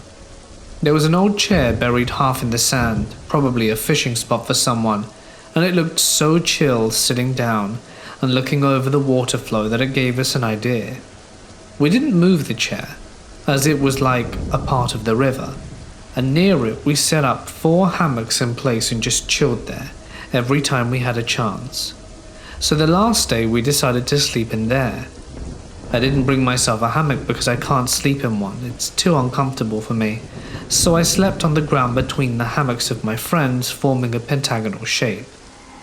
They fell asleep quite quickly, while I was awake and listening to the flow of the river, and slowly fell asleep while my eyes were looking at the chair near from us. I opened my eyes. The sun had started to rise, and the environment wasn't that dark anymore, but when I started to see clearly and looked around, my heart stopped for a moment. I saw a shadowy figure sitting on the chair. I watched him for I don't know how long, but at some point he turned around and noticed me. I was alone, scared, and didn't know what to do. The figure stood up, stared at me with white, empty glowing eyes, took a step, then a few more, and as he did it felt like my heart was gonna jump out my chest. I looked around to see where my friends were sleeping and thought it was probably just a dream. It was morning after all. I stood up, packed up, but noticed something. The chair was somehow out of the sand, and there were fresh footprints next to it. 2 fresh footprints, as if someone had just stood up from the chair. It was a rainy, drizzly day on a Sunday in April. Me and my guy friend had planned to hang out the day before. We were both the age of 14. I left my house at 10 in the morning because we'd planned to get breakfast and met on our bikes around the corner of a street near my house. And then we left the neighborhood to a different town. I knew my mother probably wouldn't have wanted me to go, but we headed off on our bikes anyway. It took us an hour to get 3 towns over. We got food at some cafe and ended up in a sketchy neighborhood. And we rode our bikes looking for something to do until we stumbled upon an abandoned house. We parked our bikes on the side of the house behind a large bush so no one would see them, and we looked around. It looked pretty broken down and had a creepy look to it. The house had a fair amount of caution and do not enter signs on it, which was enough of a warning for us, but we didn't listen. We ended up trespassing and breaking into the house through a back door that was open. I didn't want to because I was a bit of a scaredy cat and wasn't really into taking risks. I believed we would have gotten into trouble, but we never did, and he forced me to go in. There was a small broken wooden fence that you had to climb over before you were standing on the actual porch where the back door of the house was. The fence was broken with pieces of wood and glass sticking out, so you had to be careful climbing over it. The house smelt of rotten eggs and mold. I had a pit of guilt and fear in my stomach. I was scared out of my mind and jumped at every little creak and noise that came from the inside of the broken down old house. We looked for anything valuable on the first floor of the house, but there wasn't much. We stumbled up the creaky old staircase that led us to the second floor. I had no intention of following my friend up there though. He went up by himself, and I waited at the bottom. He finally convinced me after much pleading to ascend, so begrudgingly I did. We didn't really find anything that valuable except for some fake jewelry and old pictures of the previous family members who once occupied the abode. And after raiding anything we could, we went back down the stairs. And here's the scary part.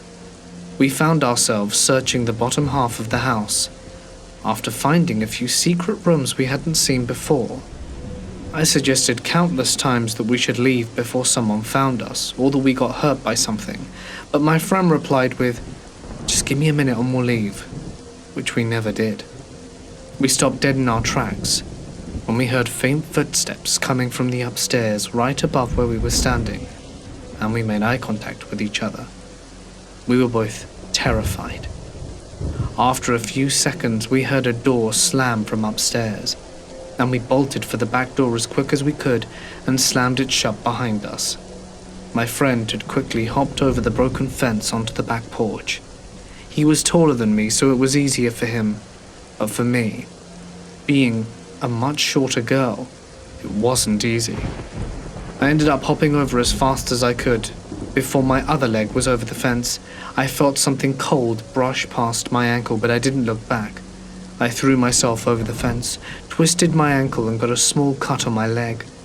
I limped to the bikes that were behind the bush where we'd left them, and we went off. We both headed straight home after that and decided not to talk about what we saw. When I got home, I noticed that I had a bruise where I had felt that cold breeze as I was leaving the house. And I will never sneak into anywhere abandoned again. This happened in the mid-90s. I went on a road trip with my son, and for some stupid reason decided to take a different route home than the one I had taken previously and was familiar with. Turned out the new route was a super desolate road. I specifically chose to drive in the middle of the night so my son would be sleeping and there would be less traffic. It's probably about 3 a.m, and of course my POS car breaks down. By some luck of the draw, I'm almost right in front of an abandoned roadside market and was able to coast into the parking lot. The windows are boarded up on the market, steam is pouring from under my hood, and it was essentially the start to every single dumb chick breaks down in the middle of nowhere and gets hacked to death movie you've ever seen. All of a sudden, I see headlights coming around the bend. I'd been driving this road for a couple of hours and had seen maybe 1 or 2 other vehicles at the time. A truck drives past, slows down, and I see the reverse lights come on in my rearview mirror. Deliverance banjo music starts to play in my head. The truck pulls up, so our vehicles are driver window to driver window, and I see the driver is an older man, and he is just staring at me. He looks like the stereotypical serial killer you visualize, with long, scraggly grey hair, grizzled stubble, and crazy sort of eyes. He motions for me to roll down my window. I'm trying to look anywhere but directly at him, and act like I don't see him, and everything's fine and dandy. Oh no, I'm not in any distress. Please, ignore the steam coming from my car. I'm good, thanks. He backs up a little, parks and gets out of his truck, and begins walking towards my car. I'm thinking this is where my son and I end up as news stories about bodies being found in the boonies when the snow melts. And he starts yelling, "Not gonna hurt ya. Roll down your window." I keep looking anywhere but at him, trying to give off a strong, "I don't want you to mess with me" kind of vibes. In reality, I'm crapping in my pants. He gives me a disgusted look, walks to his truck and starts digging around, and comes back with tools in hand. Now I'm thinking, oh my god, he's got tools. He's gonna bust my teeth out and cut my fingers off so I can't be identified. He yells to open the hood. I'm looking everywhere but at him.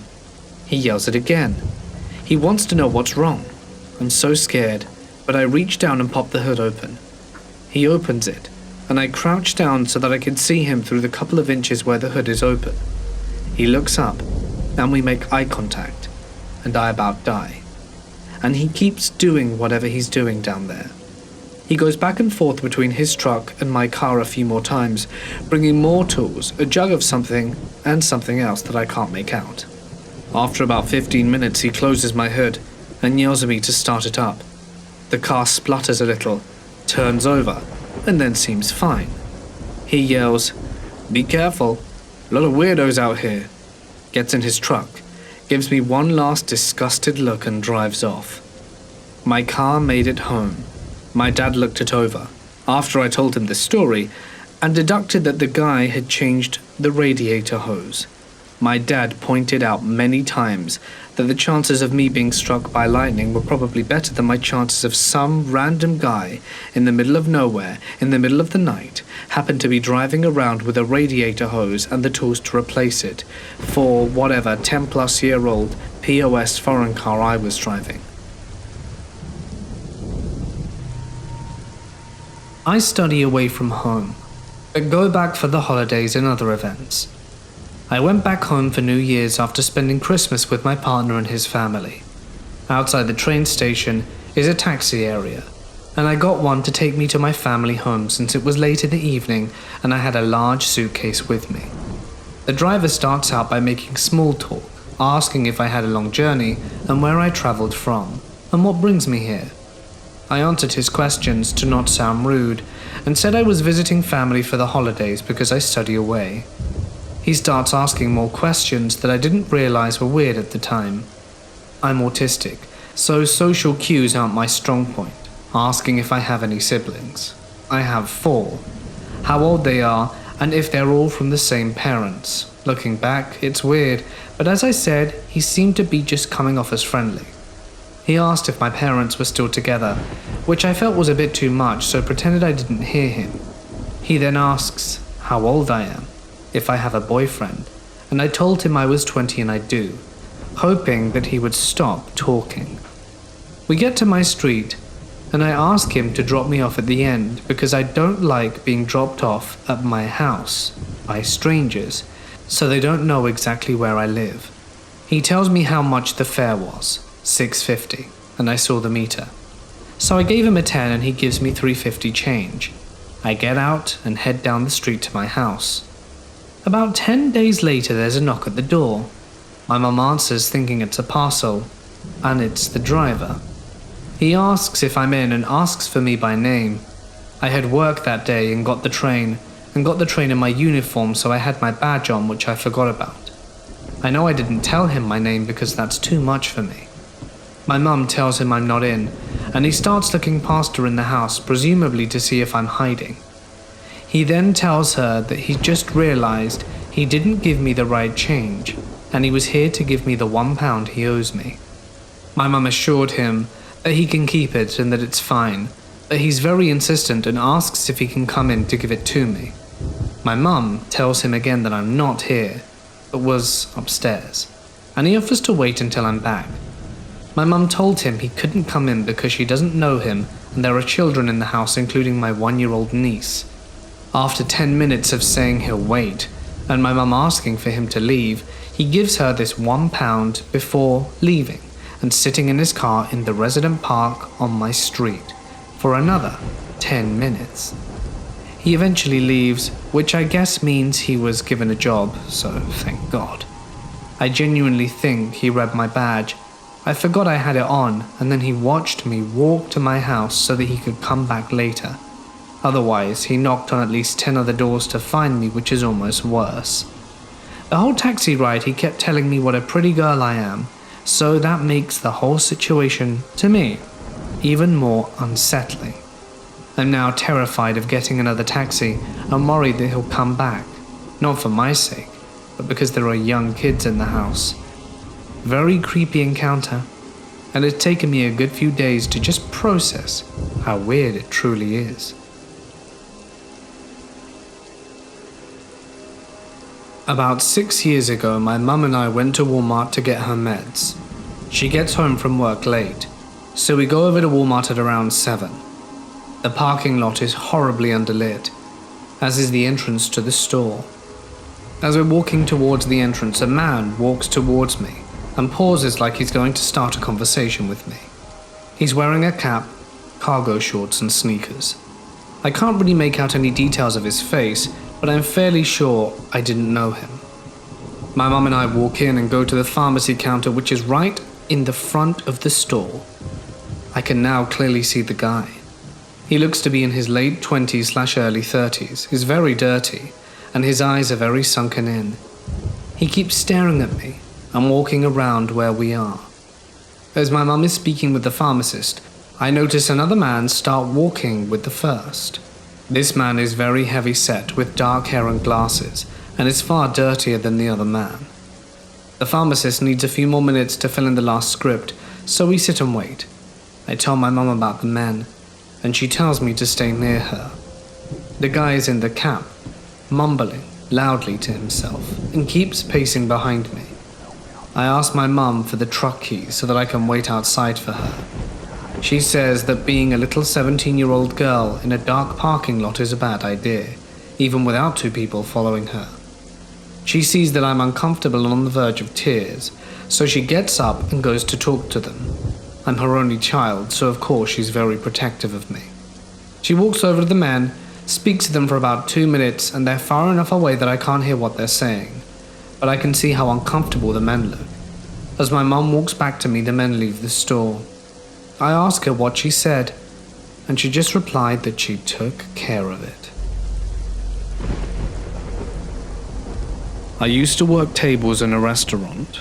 One day this guy I've never interacted with before comes to me and hands me a framed picture smiling nervously. I took it. It's a picture of me at the staff table. I was done eating and staring at nothing, probably thinking about something deep and clever.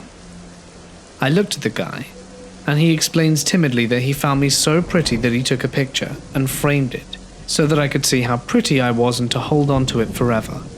Sweet gesture, but kind of creepy. 5 seconds later, the manager walks by, hears the story, bursts out laughing and decides this is perfect, and hangs up the frame in the back, on the wall, next to the work schedules, in a place where everyone that works here looks at practically every day. He thought it was hilarious. Everyone had a laugh, then we kind of forgot about it. The picture became part of the wall. It's been 8 years since I've worked there. The staff changed, the managers changed over the years. Everyone I knew changed jobs and everything. But my best work friend still remains. You know, the one person that could probably do another job better for her, but stays in this place out of pure habit, really. The one person that will always be there and still work there, probably 20 years after you moved on. She decided to keep the picture. She told the new managers that the girl on the wall was a waitress that worked here and died in an accident, and that the whole staff decided to frame her picture and honor her or whatever to keep her memory alive because she loved this place so much. You know, you get it. Well, 8 years later, when I occasionally visit the restaurant to say hello to my friend, I have a quick glance above the schedules, and the picture is still there. I wonder if the workers see me and do a double take, that the ghost girl has come back to the restaurant. This happened to me a while back, when I was forced to go to summer camp. I say summer camp, it was more like Bible summer camp, so all the fun of summer camp with a good old Bible seminar thrown in every day for a few hours. That was fun, as you can imagine. So being the angsty, moody teen I was, I dug my heels in and refused to go, but ended up going anyway. I instantly hated the place. Not because of anything that had happened or anything. I just really didn't want to be there, and made my attitude known to each and every person I interacted with, whether it be a fellow campee or even any of the adults that were chaperoning us or our Bible tutors and such. Each and every one of them knew that I didn't want to be there, but they did their best to try and be accommodating for my poor behavior, shall we call it. In order to rebel, as I really didn't want to be there, aside from being moody, one of the things I liked to do was after hours when everyone was told to go to sleep, I would pull down the window, as my bunk was next to the window.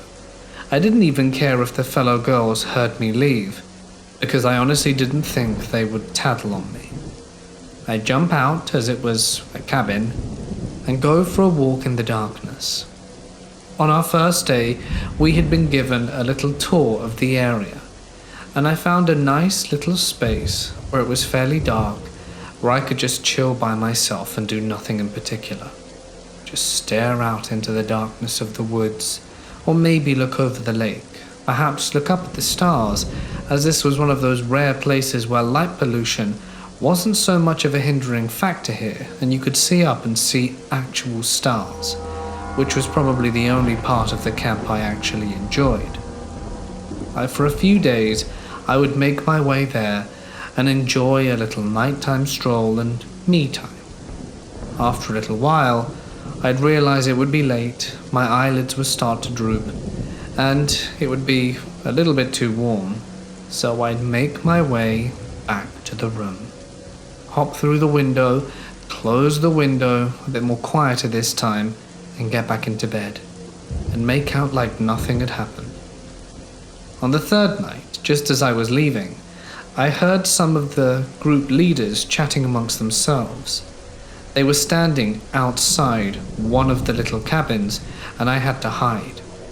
I got bored of hiding during their conversation, as I think they were flirting and didn't seem to be going anywhere. So I slowly made my way back a different way, intent on finding somewhere else to hide and chill for my nightly stroll. Today, I was feeling particularly salty. I was starting to warm up to camp just a tad. However, one of the other girls had pushed me by accident, while playing a game of dodgeball. She was on my team. In any case, that had really got me into a bad mood, and I seriously didn't want any human interaction for the rest of the day. As I was walking towards nowhere in particular, did I hear some rustling behind me. Instantly I froze. I was more worried about getting in trouble than anything else. But if it came to it, whatever, maybe I'd get sent home early. So, even though fear overtook me initially, I started to turn around. But then, there was no one there. I was certain that I had heard the rustling. Positive, in fact.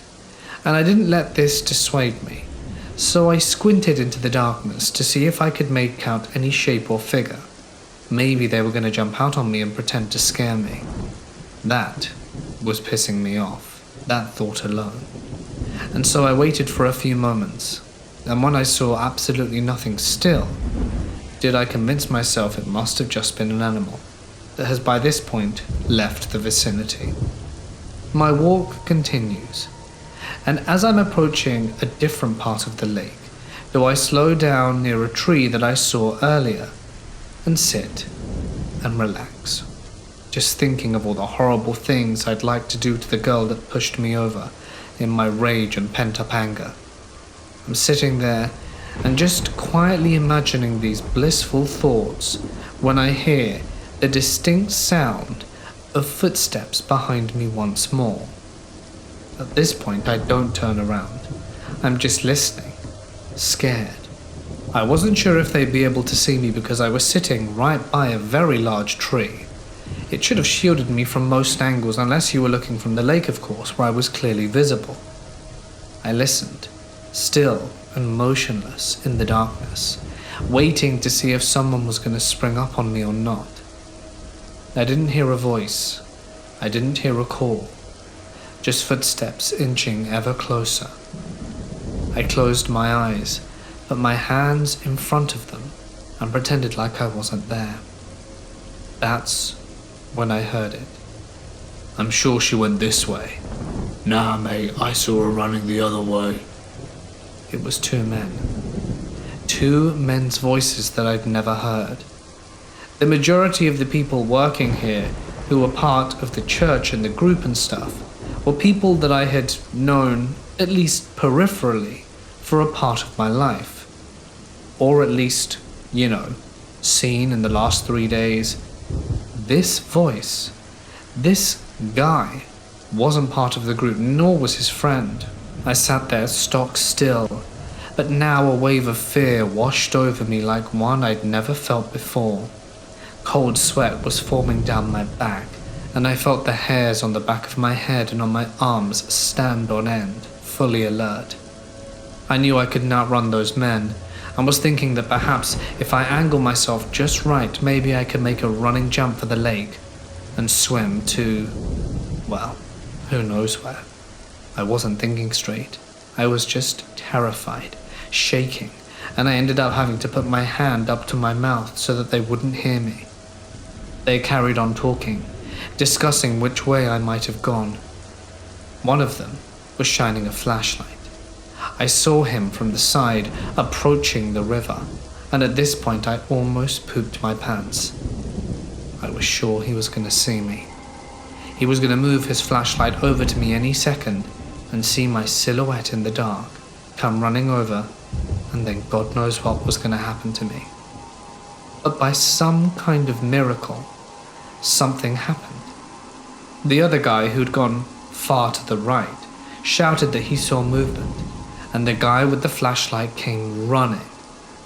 He decided to run along the beach, and he was running in a straight line, in a trajectory going ahead. The miracle is that he completely didn't see me. There was one moment where his flashlight in his left hand grazed and illuminated my entire body. The fortunate part being that as he ran, it must have been on the backswing of his hand, and I just missed his peripheral vision. I doubt the other guy was looking. When the flashlight left my body, and I saw him run for a second or two, did I instantly, slowly skulk out from my hiding spot, and as quietly as possible, walk back the way to camp. I was feeling very scared. I wanted to talk to one of the counselors, but knew I'd be in trouble for doing what I had just done. So instead, I retreated back into my bed and pretended like it never happened. I knew it was stupid of me to go out at night. I didn't realize those guys were following me at all. I only heard them the one time. I really wonder what could have happened to me had I not heard them and hidden. It would have been much simpler to just not go out at all. In college, a group of friends and I would research haunted/creepy abandoned places and drive out to explore them. We'd often get places from websites, books, hearsay, basically any way we could back then. So it's safe to say that a decent portion of our leads were probably bull or made up. Regardless of that, we explored our fair share of abandoned houses, mental facilities, and haunted areas. Realistically, the biggest danger we ever encountered would have been an angry squatter, but you never know. We did hear a woman screaming for help and what sounded like a gunshot in an abandoned mental facility, but after exploring extensively and finding nothing, someone was just probably messing with us. One time was different though. We'd gotten a lead about a small lake in the middle of some woods, where a large stone was used for rituals. We figured it was probably all BS, but it was close to a good diner, and we figured at worst we'd get a good omelette out of the trip. We got to the forest about dusk and parked the car and headed into the woods. There was a faint footpath that you could tell was used with irregularity. We pressed onwards and knew that we were strapped for time, as we didn't bring any flashlights with us, as we planned to get there much earlier in the day than we did. The forest canopy was making it much darker than it actually was, and we ran into the small lake which we were reading about, but didn't see any large stone or something that might be a centerpiece for the rituals we'd read about. The footpath went deeper into the forest, and we decided to follow it for 5 more minutes before turning back. The path slowly began to ascend a small hill, and in the distance we could make out some dark blobs that appeared to be hovering in a slight haze. Again, it was quite dark at this point, so it was hard to make out exactly what we were seeing. As we approached slowly, we realized the haze was actually a tall chain-link fence. That's not the creepy part though. The part that unnerved us was that the dark blobs were every 10 feet on the fence. There was a dead and decaying dog strung up, attached by a dead snake wrapped around the dog's neck, and through the chain links. The fence was padlocked with a chain, but not very tall. We could have jumped it, but it was dark and we didn't have flashlights. It was on the top of a hill, and we weren't able to make out what was inside the fenced-off area, as it turned into a fairly steep decline. We let fear get the better of us and ran all the way back to the car, sitting in silence the entire drive home. I've always meant to go back to that place, even years later now, but I had such a feeling of sickness and dread that I simply can't bring myself to. It's almost an unspoken rule that none of us even bring the place up with one another. I spent the last 10 years as a truck driver, so I've had many stories to share, but I'll share the strangest. Coming out of Washington State Terminal, I was asked to take one of our drivers to Southern California. Not a big deal, I've done it before, but let's meet our friend Gibson. You see, Gibson here seemed very normal and cheerful and a delightful person to keep company with while talking your ear off. However, this all changes once the sun went down. Gibson here turns to me and says, "Hey, can you pull over for a sec? I need to ward off the snake people." This is where my brain doesn't quite process this, and I say, "What?" He repeats the same line, and here is where my spidey senses tell me that if Gibson doesn't ward off his snake people, I'm gonna have a bigger problem than this guy's cookies getting flipped. So I pull over and he gets out. Now, here comes the weird. He does the dance in front of my headlights, and all I can say is he certainly does his snake warding dance. Now, here's my dilemma. This guy's obviously a few fries short of a Happy Meal, but I was asked to drive his ass to Southern California. Unfortunately, I think too long about this, and Gibson is sitting again next to me in the passenger seat, as nothing has happened. I drive 1,200 miles without stopping, and Gibson gets to his new truck in Southern California, and I never give another person I don't know a lift. Ever. I work odd hours. Sometimes I'm coming into work at 5 a.m., sometimes I'm leaving at 5 a.m. Most of my shifts are nights, but I have two 12-hour day shifts. Side note, I was 41 at this point, female, rather heavy set, and somewhat plain and dressed in my work uniform. Blue security shirt and navy cargo pants, not exactly the definition of alluring. One morning, I was early, so I stopped at the Tim Hortons near my workplace, which is an area that gets a lot of young university students, tech workers, and industrial workers. I went in, ordered, paid, and left. I had been the only person in the lot when I entered the store, and had been the only customer in the store. It was very early, and still dark out. When I came out with my coffee and muffin, I noticed one of the ubiquitous Waterloo taxi cabs parked right next to my old car, a dark grey sedan with the logos of the local taxi company emblazoned on its side and rear. The entire lot was empty, but this twit parked right beside the driver's side of my car. Instantly, my nerves were on edge. The man in the car, I'd say, was at least in his 50s, somewhat heavy-set and looked a little foreign. He was staring at me in a way that just screamed creepy, not even looking away when I skewed him with my glare. Most starers will at least turn their gaze away momentarily when caught being creepy, but this guy was just so blatant about his staring he didn't turn away.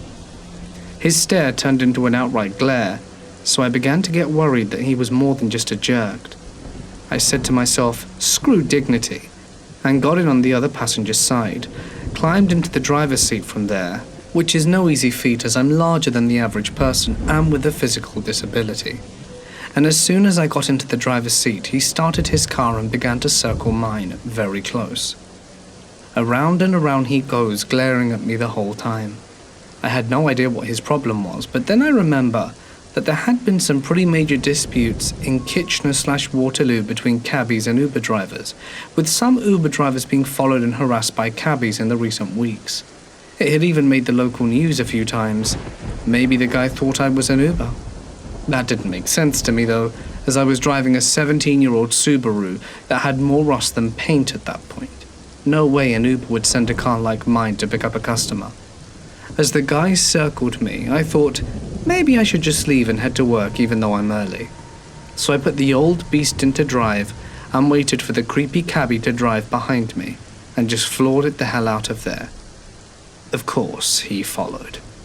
At that point, I figured heading into work would be a very bad idea. As my coworker left, I'd be there alone for 12 hours, and our office, the whole building really, is a giant fishbowl. All windows, zero privacy. It may be swipe card access only, but if someone was really intending to get in there, all he'd have to do was grab a rock and smash one of those big old floor-to-ceiling windows. So I started making random turns. He followed. I zipped through a red light by going through a corner lot gas station, and he followed. I raced through the lots of empty factories near my workplace, and he followed. By this time, it was growing short on time. The roads were nearly empty, so I couldn't use traffic to get free of him, and I had no choice but to head back towards work. At the time, my building was very big and had enormous lots around it. I pulled into the entrance furthest from where we security guards parked, and the twit followed. But he only got about 8 meters in before he stopped. I continued in towards the parking and the office door. When I parked, he was still sitting in the lot. I jumped out the car, grabbed my bag, locked the old beast, and ran into the security office. My coworker Rob asked if I was okay, as I must have looked as freaked out as I felt. I told him the saga, and he put the lot's camera feed into the monitoring screen so we could see the guy in the lot. He was still there. Rob went outside, and as soon as the cabbie saw Rob, he turned around and booked it. I asked Rob if he'd stay an extra half hour or so in case he returned. Rob's bus didn't come for 45 minutes, so he stayed. We'd gotten the cabbie's license plates and his individual ID number since he'd been circling, and I talked about what to do. I had come to the conclusion that I would call the cab company and complain, but when Rob finally left, I hadn't yet, and after 10 minutes, he texted me. He sent a picture of the cab, which he said was parked in the lot of the gas station not even a block away. I called the police. The cab was long gone when the young constable got there 15 minutes later, and I told him what happened and gave him the plate and cabbie IDs. I did call the cab company too. I got a manager who was clueless, unhelpful, and obviously covering for his driver, and he said he had no cabs with that plate and no cabbies with that ID. All delivered in an accent so thick it was nearly unintelligible. Meanwhile, a few days later, the police called back and said they had paid a visit to the cab company's office, where they had delivered a very stern warning to the manager. I never saw that particular cab again, but as cabbies can switch the cars they're driving at ease, and taking their IDs off one car and putting it onto another, I assume the jerk is still out there creeping on single women in parking lots. I don't give a damn about the dispute between cabbies and Ubers. As I see it, the cab companies want business and they need to step up their game and maybe even clean up their cars and bathe their employees, and not hire creeps. But still, I wonder if I ended up being mistaken for an Uber driver, and that's why he creeped on me and followed me. Anyway, it's not like it was the right thing to do. So creepy cab driver, let's never meet again.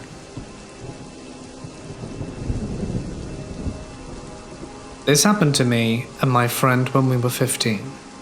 I can still remember it clearly, and I didn't dream it, as I wrote it down in my diary. Me and my friend were at Bible camp. Well, when I say Bible camp, it was just a bunch of hipsters singing acoustic songs about Jesus and rock climbing and canoeing for a week. So, nothing overtly religious, really. Like I said, we couldn't sleep. It was midnight and everyone was sent to bed at 10, so we decided to head out the cabin and head to this lake.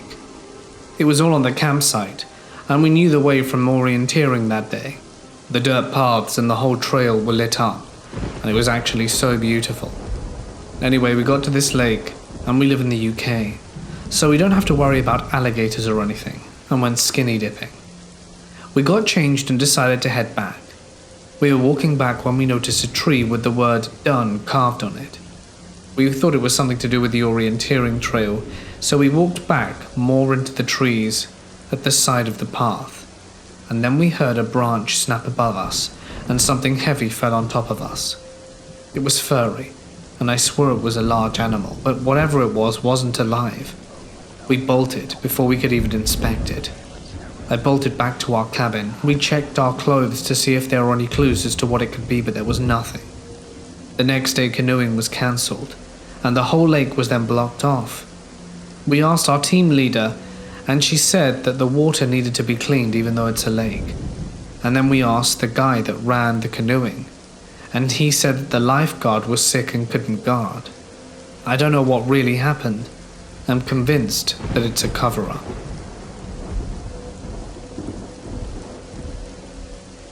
"15 years ago, I was in the Air Force and got assigned to provide mobile security to missiles launch facilities located in Wyoming, Colorado, and Nebraska. Riding around in a Humvee for 12 hours a day, 4 days a week in the middle of nowhere is pretty boring, so we would often go into the many abandoned houses located within our patrol area. One was unlike the rest. It was a red brick ranch-style house that looked like it was built in the 70s and was in decent condition on the outside, for it just to be sitting there with no one living in it. I passed the place every day, so I was pretty confident it was abandoned, but I still waited a few months before going in. One night my curiosity got the best of me, so I decided to stop by and check the place out with my team. It was 1 a.m., so we had to use our mag lights to light our way. We never went into places that were locked, so I was excited to see the back door was wide open and the front unlocked. We also looked in the windows before entering to ensure the place was indeed vacant, since we had to carry our weapons in with us. Upon entering, it was a normal abandoned place, stuff scattered everywhere and dusty as hell. We explore around and find out the place has a basement, open the door, and slowly make our way down into the abyss, shining our lights around. And something catches the eye of one of the guys. He points his light at it, freaking out. It's a human figure standing there with their back towards us wearing a cowboy hat. There's no movement, and then I notice that this person isn't touching the ground, so I point my light up there to see a rope is around their neck and they're hanging by the rafters. We start freaking out, wondering what the hell to do. As we get closer to ensure that it is indeed what we think it is before alerting the authorities, I get within range to knock its hat off with my M4 and meet a burlap sack. Someone thought it would be funny to hang a scarecrow from the rafters, and it did a bloody good job at making us all crap our pants. I was deep in Texas, coming out of Laredo. A Mexican truck starts coming up alongside me. You can spot them easy enough when you know what you're looking for. He gets up next to me, and no one is at the wheel. And then I notice 2 straps are on the wheel, and what I can only assume is the dude was attempting to drive the sleeper with a set of reins. I backed way off, and let them get much further ahead of me. I didn't want to die because of this moron. I saw them, 3 of them, in one truck. Later, at the border check on 35, they were in cuffs. I was not surprised. Idiots could have killed lots of people. On another occasion, I was running on Kansas Highway 96, out of Great Bend early one morning. Dawn was just peeking over the horizon back to the east. I rounded the curve out of town, heading west, when I see Bambi and the gang crossing the road. Must have been at least 12 of them. I get up in the middle of the road and lay on the air horn. They stop crossing, but they all start running along both sides of the road in the direction I'm going. I get back on the throttle, and just as I come onto the group, I see 2 of the deer on the north side decide that at that very moment they want to join the group on the south. Reflexes kick in, and I jumped into the oncoming lane to avoid them. I saw one's face clear as day, as my fender and door went past him. He didn't hit the front corner of my trailer or my drives, luckily. However, he did hit his head on the side of my trailer. It must have been enough to daze him, as I watched him fall and get hit by my back hopper on the side. He went under my trailer tandems where he exploded. I was over gross weight, and he didn't stand a chance. I pulled over about a mile up the road where it was wide enough to do so, as it was a 2-lane, and went to look over my trailer. I didn't see any marks on my trailer or hopper, nor anything much on the trail tandems. The only things that were left were a tuft or two of fur and bits of blood on the mud flaps. Rest in peace, Bambi.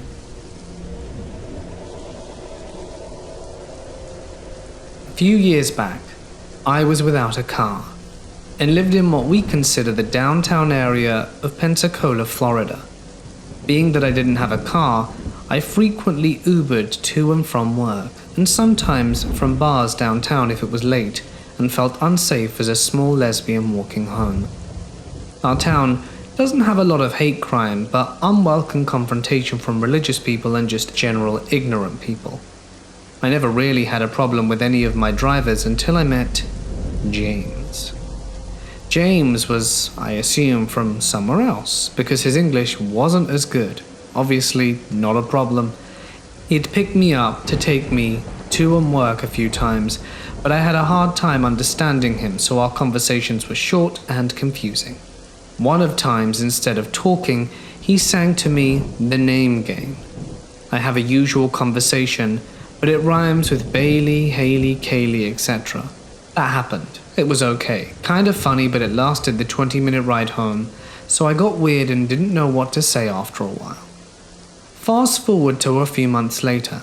I had drank a few beers at a local dive bar, and it was time for me to walk home. I realized I was probably too drunk to walk, because who the hell where my drunk mind would let me wander off to? So I called an Uber, and it was James. He recognized me and I climbed into the car, and we proceeded to my house. I was only maybe 2 miles from it. Not a bad walk during the day, but at night, nah. Or James decides that instead of going home, he wants to stop by and buy me a Whataburger, because I need food before I get home, right? Sweet, right? So instead he drives me to Whataburger. At the point I'm so cool and happy with what's happening. Well, here comes Whataburger, and he drives straight past it. I'm like, hey, that was it. And he says, yeah, I know, but I forgot my wallet at my house, so we're gonna go there first. That's when I start to sober up and tell him no, just take me home. Well, he doesn't stop, and first argues that I should be nicer as he's doing me a favor. So I get a little more vocal, and after he says, fine, I'll turn around, and said something in another language that I can only assume was obviously a derogatory term. I felt like I couldn't wait, so I hopped out at a red light and just risked the walk home. That would have just been 2 miles, but is now about 4, because I'm down by the Whataburger. End of story. I did make it home safe, but sadly on my way home, the police stopped and searched me because I was out late, and they considered this a bad neighborhood. They didn't even want to give me a ride home, because it's such a bad neighborhood. They didn't care about the weird driver because nothing happened. It was quite creepy to me. I dinged his rating, and I think it was only a month or 2 after I had bought a car. But after that encounter I had a few friends who were more than willing to help me with work till I got my car right. I don't know if he sees Uber requests and when he saw mine declined it, because I had a lot of dropped Ubers and my rating is still 5 stars.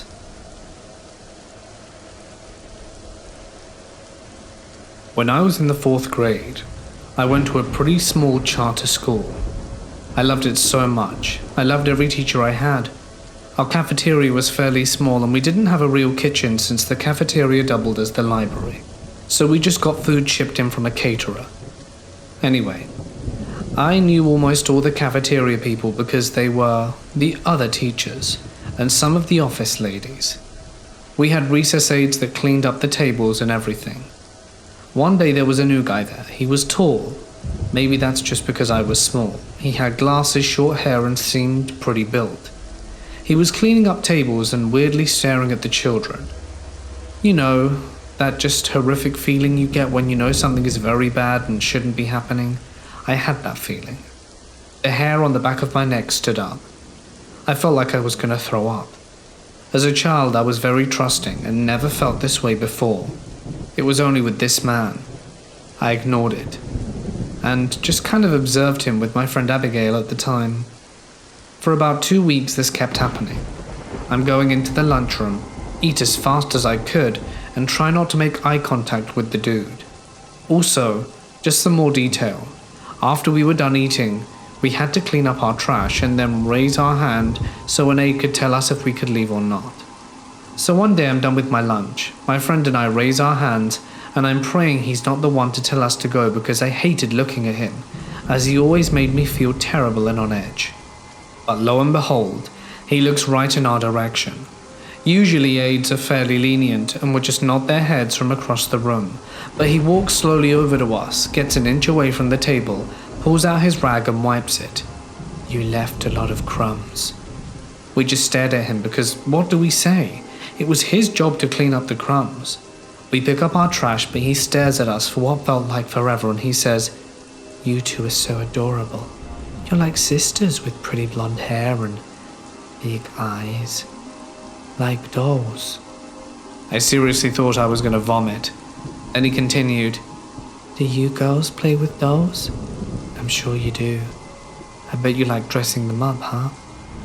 You might be thinking that that was harmless or what he said wasn't that bad, but he had never spoken to a kid before, at least that I had ever seen.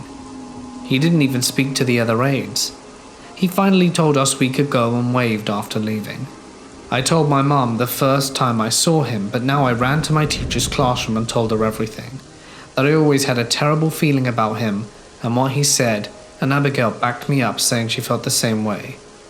The very next day I didn't see him, and never saw him again after that. That sounds drastic, but I'm glad the school took it seriously because who knows if a kid would have gone missing or hurt by him. I'm only assuming that's what happened, but I was relieved to never have to see him again.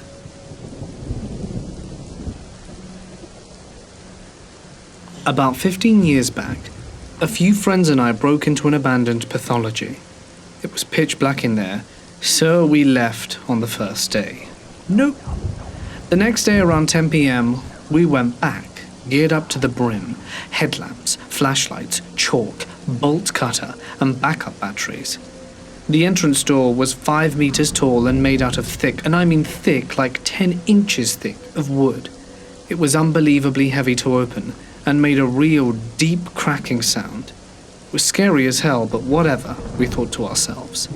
The building was a 4-story building, 2 basements, 1 ground floor and the first. The main corridor was at least 2 meters in length, with about 8 doors on each side and at least 5 meters wide. The ceiling was about 4 meters high. Same thing on the other floor, except the basement, but we'll get to that shortly. The building was huge, big open rooms, but you felt watched in there. The floor in the ground, the first floor, was made out of concrete, and there was not much to see there, just empty rooms and graffiti. The basement were a different story. The ceilings, walls, and floors were tiled, edge to edge. Everything had a white reflective surface. We were scared at this point, but kept on exploring. Remember the chalk we bought? We had it so that we could draw a line on the ground every 2 meters. That way we could quickly find the exit in case of spooky stuff happening. Good luck drawing chalk on tiles. So the first basement was built the same as the first and ground floor. Big rooms, long-ass corridors and high ceilings, but tiled edge to edge. Not much to see there, just some candles and circles made out of roses that were dry, so they had obviously been there for a while. Bit spooky, but no matter, we kept on exploring. Now comes the second basement.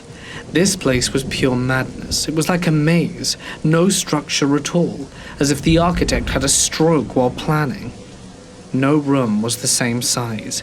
The ceiling was maybe 2 meters high and the corridors just wide enough to barely fit 2 people next to each other. Claustrophobic as hell. Some rooms were just squares with doors on each side.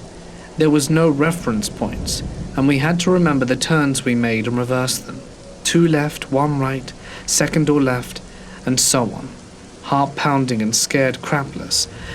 Clear thinking was critical, and every tiny noise there made us hold our breath. I've never felt so helpless before. We made our way through the maze and got pretty good at remembering the place. At one point we all stopped and went silent. There was a huge door with somewhat of a padlock. "Should we open it?" one of my friends asked. Dunno. What if there are zombies in there? We all laughed, and I pulled out the bolt cutters. It took a few attempts, but we managed to crack the lock open. The room was filled with shelves, and the shelves were filled with files. And the files were probably filled with every person that was ever cut open there. The room was stuffed to the brim with autopsy reports. We packed our stuff and went home. That was enough for us. What gives me chills is that the whole building was empty, but they kept the files? I mean, the building is in use again, still a pathology, but why keep the files there? Even though this story isn't the scariest, I still like to share it from time to time. I really do wonder what they were doing with that still there, and the place in itself was seriously creepy. For the last 7 years, I've been a bull hauler, and I've seen some messed up stuff having to do with cattle. But the scariest thing that's ever happened to me was on a trip to East Texas.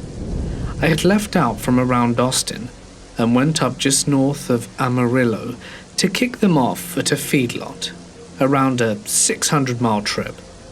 I was feeling pretty good, so I decided to turn around and come on back to the cattle company instead of taking my break. I called dispatch and he gave me a sale barn to go pick up and bring back to the company. When I got back, I was pretty worn out, but they told me that a truck had broken down heading to Texarkana and that he needed me to go and get the cattle. I thought, sure, I can do this.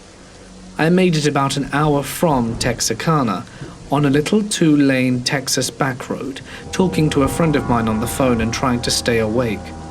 When I fell asleep, I remember hearing my friend yelling my name and waking up to find myself in the grass with a cowboy on a horse right in front of me roping a calf. He roped, dallied off, and turned to face me. Just as I hit him, he disappeared. It was a hallucination. It scared me so bad I was wide awake for the rest of the trip. I used to think being outlaw made me a badass. I'd run 1,500 to 2,000 miles with no sleep and just call it another day at work. I realize now it was me being stupid and putting myself and innocent people in mortal peril. This was around 2017 in Casablanca. My cousins, friends and I were going to a restaurant at night. We were 5 people, so we had to take 2 cabs. My cousin, our friend and I took the first taxi. We were minors at the time, and it was my first time taking a taxi without an adult. The driver seemed a bit weird at first. His eyes were reddish, and he looked like he was on something. We could just tell by the way he was speaking. He started driving and was making inappropriate comments. I can't remember specifically because it was a while ago, but it certainly made us all uncomfortable. We were at a stoplight and he suddenly locked the doors and said, "I'll choose one of you lot and I'll take her back with me." He then looked at my cousin who was next to him and then looked at us in the back and said, "I'll take her," while pointing at my cousin and smiling. At that point I felt my blood pressure drop. And the thing is, none of us had cell phone credit or data. He just started asking questions and somehow talked about football, and my cousin tried to engage conversation with him to lighten the atmosphere. He started telling us that he was a football coach for girls, and started saying stuff about the girls and showing us their pictures. I was looking around, and I saw he was taking the right route, and we were near the restaurant. We asked him to stop, but he blanked us, so we repeated it. And he was like, "Chill girls, I'm gonna stop." And I was joking earlier. We got off and were shocked and relieved at the same time that nothing happened. But now I have this fear of taking a taxi by myself without an adult. In my school district, it has something called Kids Safari. Basically just school-run daycare and summer camps. I was doing a safari at one middle school meant for about 800 people. The safari had maybe 50 kids, 70 at most, so the place was practically empty aside from certain classes and rooms. This place also had a basement, so extra creepy. In our classroom, the boys got together and just told stories. It came down to Bloody Mary and stuff, and I was in second grade, so that was scary. Just after I heard a Bloody Mary story and had to go to the bathroom, which was just down the hall. I asked my friend Nathan to go with me. He said no, but after a bit of convincing, he came with me to the bathroom. I walk in, and one of the lights next to the mirror is off. I just heard Bloody Mary, so I take priority and try to turn it on. It was a tap, and I started tapping the button, but there was nothing. I try again, nothing. So I start spamming the button and finally it turns on. But I'm spamming it and don't have enough time to stop when I hit it again and bam. I stomp my foot in frustration and my friend, as a joke, tries to turn off the other light. It works. It's now really dark besides the blurry window outside. I'm right next to the door handle, so I'm already on my way out. The moment I touch the handle, everything starts moving really slowly. I get a mega chill down my spine and decided to turn around and see this huge pitch black shadowy figure hunched up against the 7-foot tall ceiling like an adult in a little playhouse. My friend Nathan is closest to it, and he sees it too. I run out my bathroom faster than Usain Bolt. Nathan follows a second later, and I refuse to go to the bathroom there for the rest of the summer. Nathan, however, ran experiments with all the guys to see if they could find it again. They found it every now and again, but one story from one of my other friends who didn't believe me said he was in there when they were doing it, and he didn't really believe them, and when they turned the light off, looked directly behind him, screamed, and they ran. He turned around and saw the thing staring at him. He had to finish peeing as it started walking towards him, and he ran out the bathroom, pulling up his pants and almost crying. He said that the thing tried to grab him, but that it missed him at the last second. I was in San Francisco helping out for an online event on one of the beaches a few years ago, and one of the side projects they had going on was clearing this wooded area that was an old bunker hill back before World War I, and I believe was a machine gun post. Needless to say, the main bunker, you only had to slide through the small slit of the structure and it went down to a second level. That was the only way in. So a group of people and I entered and went down what could only be described as a dark hotel corridor with side rooms with a crumbling infrastructure. If this wasn't creepy enough, on the first wall in graffiti was written, "Satan awaits." So we enter, go down to the basement type room, and all the rooms are pretty far gone from age and weathering, when we come upon the room labelled 6, and this room's doorframe was graffitied with a clownesque design, and the only room with some type of graffiti beside the words upstairs, so it's pitch black, and we all have our camera flashlights to see, and this room has 3 voodoo dolls on the wall, with each of them having a 6 in the middle of the body, with the words on the right saying, "Until the light takes us." This sent everyone into, "Hell, I don't want to be here anymore" kind of vibes, so we finished up for the most part and make it down to the end of this winding corridor, where there's a large metal door with a small peephole, and the metal door wouldn't open due to rust. It's just freaking weird. My sister worked about an hour and a half from my mum's, where she was temporarily staying, which was bad because she had a bad habit of falling asleep in cars. So one night that she worked really late, I made her promise to call me, and I'd stay up and talk to her until she got home. One night, late, I'm on the phone with her, and out of nowhere she starts screaming. She finally gets out some semblance of a sentence, telling me there was a girl covered in blood, crawling out of the ditch onto the road. She pulls the car back around and jumps out of the car and runs to her, the phone falling out onto the ground, and I'm still listening. I hear the girl start sobbing and telling her, "Oh God, no, not you, I need help, they're coming back for me."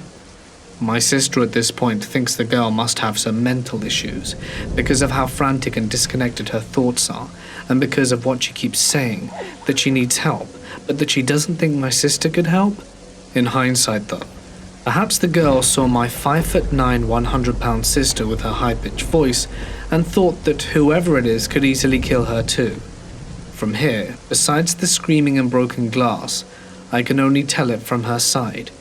That's when she sees this truck pulling up and is about to wave them down when the girl goes crazy and starts crawling and pleading with my sister to run.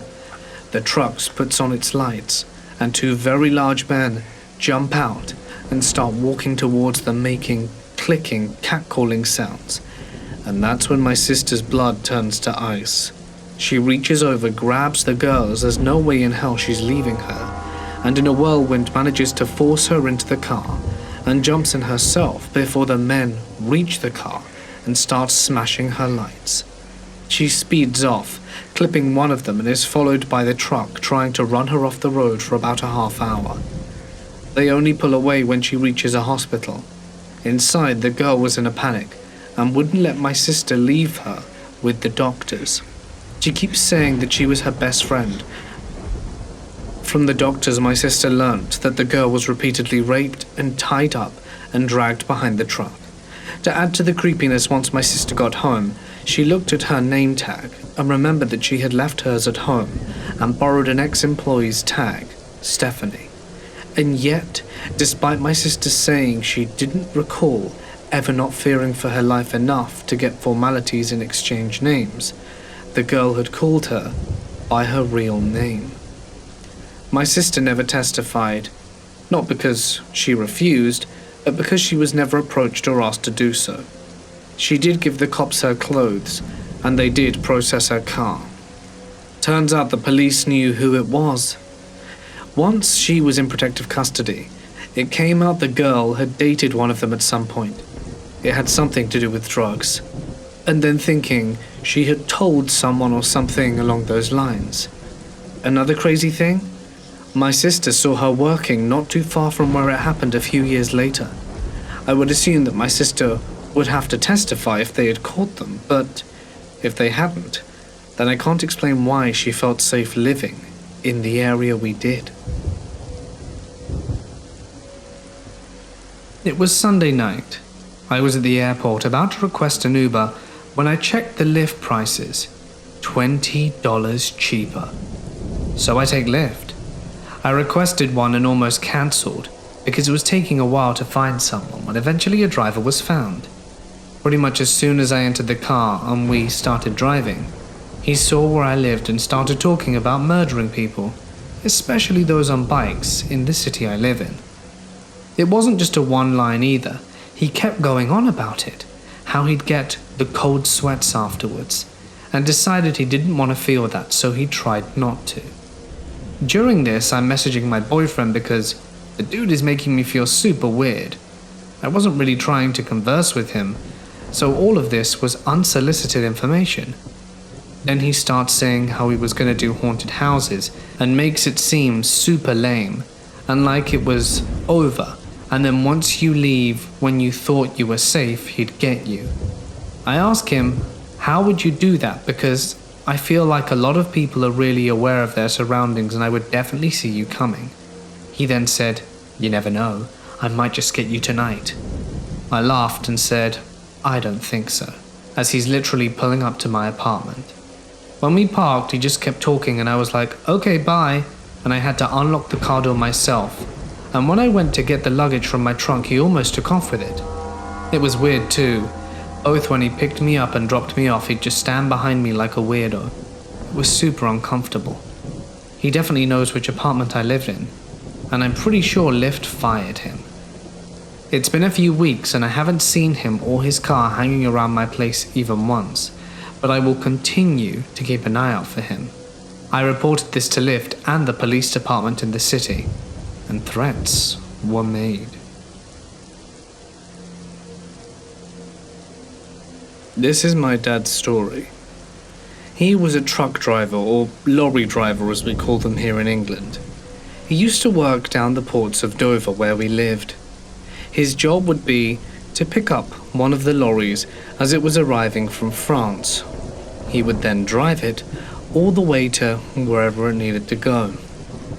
He came back home from work one day, really disgruntled, and refused to tell my mum and I what was going wrong. After a while, and a drink or two, he confessed to the following story. He told us that he was driving his usual load. This, for him, meant leaving the house at about 4 a.m. to pick up this delivery. He was driving out, and just as he arrived at one of his usual pickup spots, somewhere just a bit north of London, he had to wait while they emptied out the cargo. I think it was for a supermarket. He told us he'd been here many times before, and that there was a little area for truck drivers to rest at.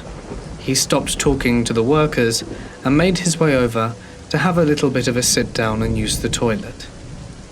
When he was in the toilet, he heard someone walk in, but when he looked around, as it was still very early in the morning and he wasn't expecting to see anyone, he was surprised to be met with no one. That was odd, he thought. Could it be a female lorry driver who had gone into the ladies and the echo had just carried or something?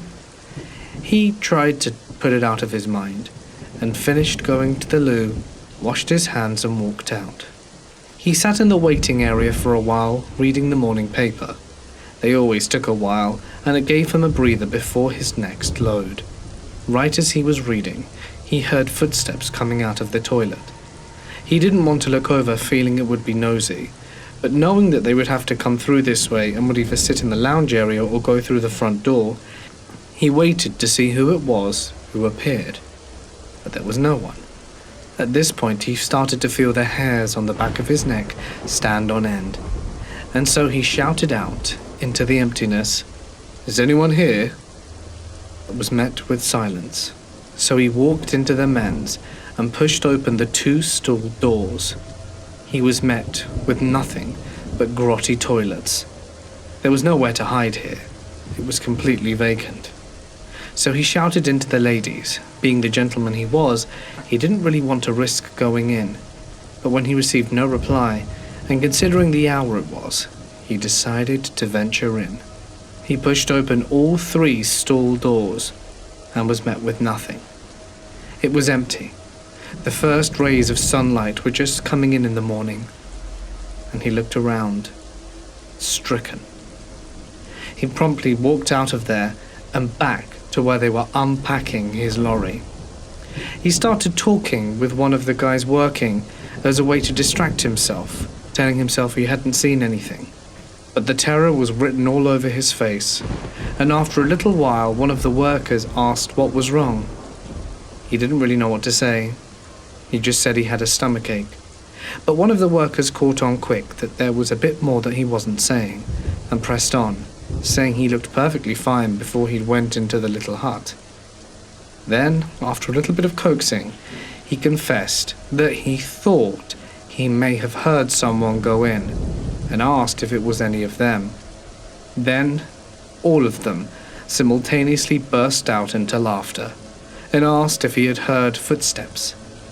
He nodded solemnly, and they confirmed that when they use the restroom in that area while unpacking, that they sometimes do hear phantom footsteps, but find no body making them. That's about it as far as the ghost story goes. He did have to make return visits as part of his job, but you can bet your bottom dollar that he never walked into that rest area again. He always asked to use the employee loo inside, and as he knew most of the folk there quite well, they didn't hold it against him.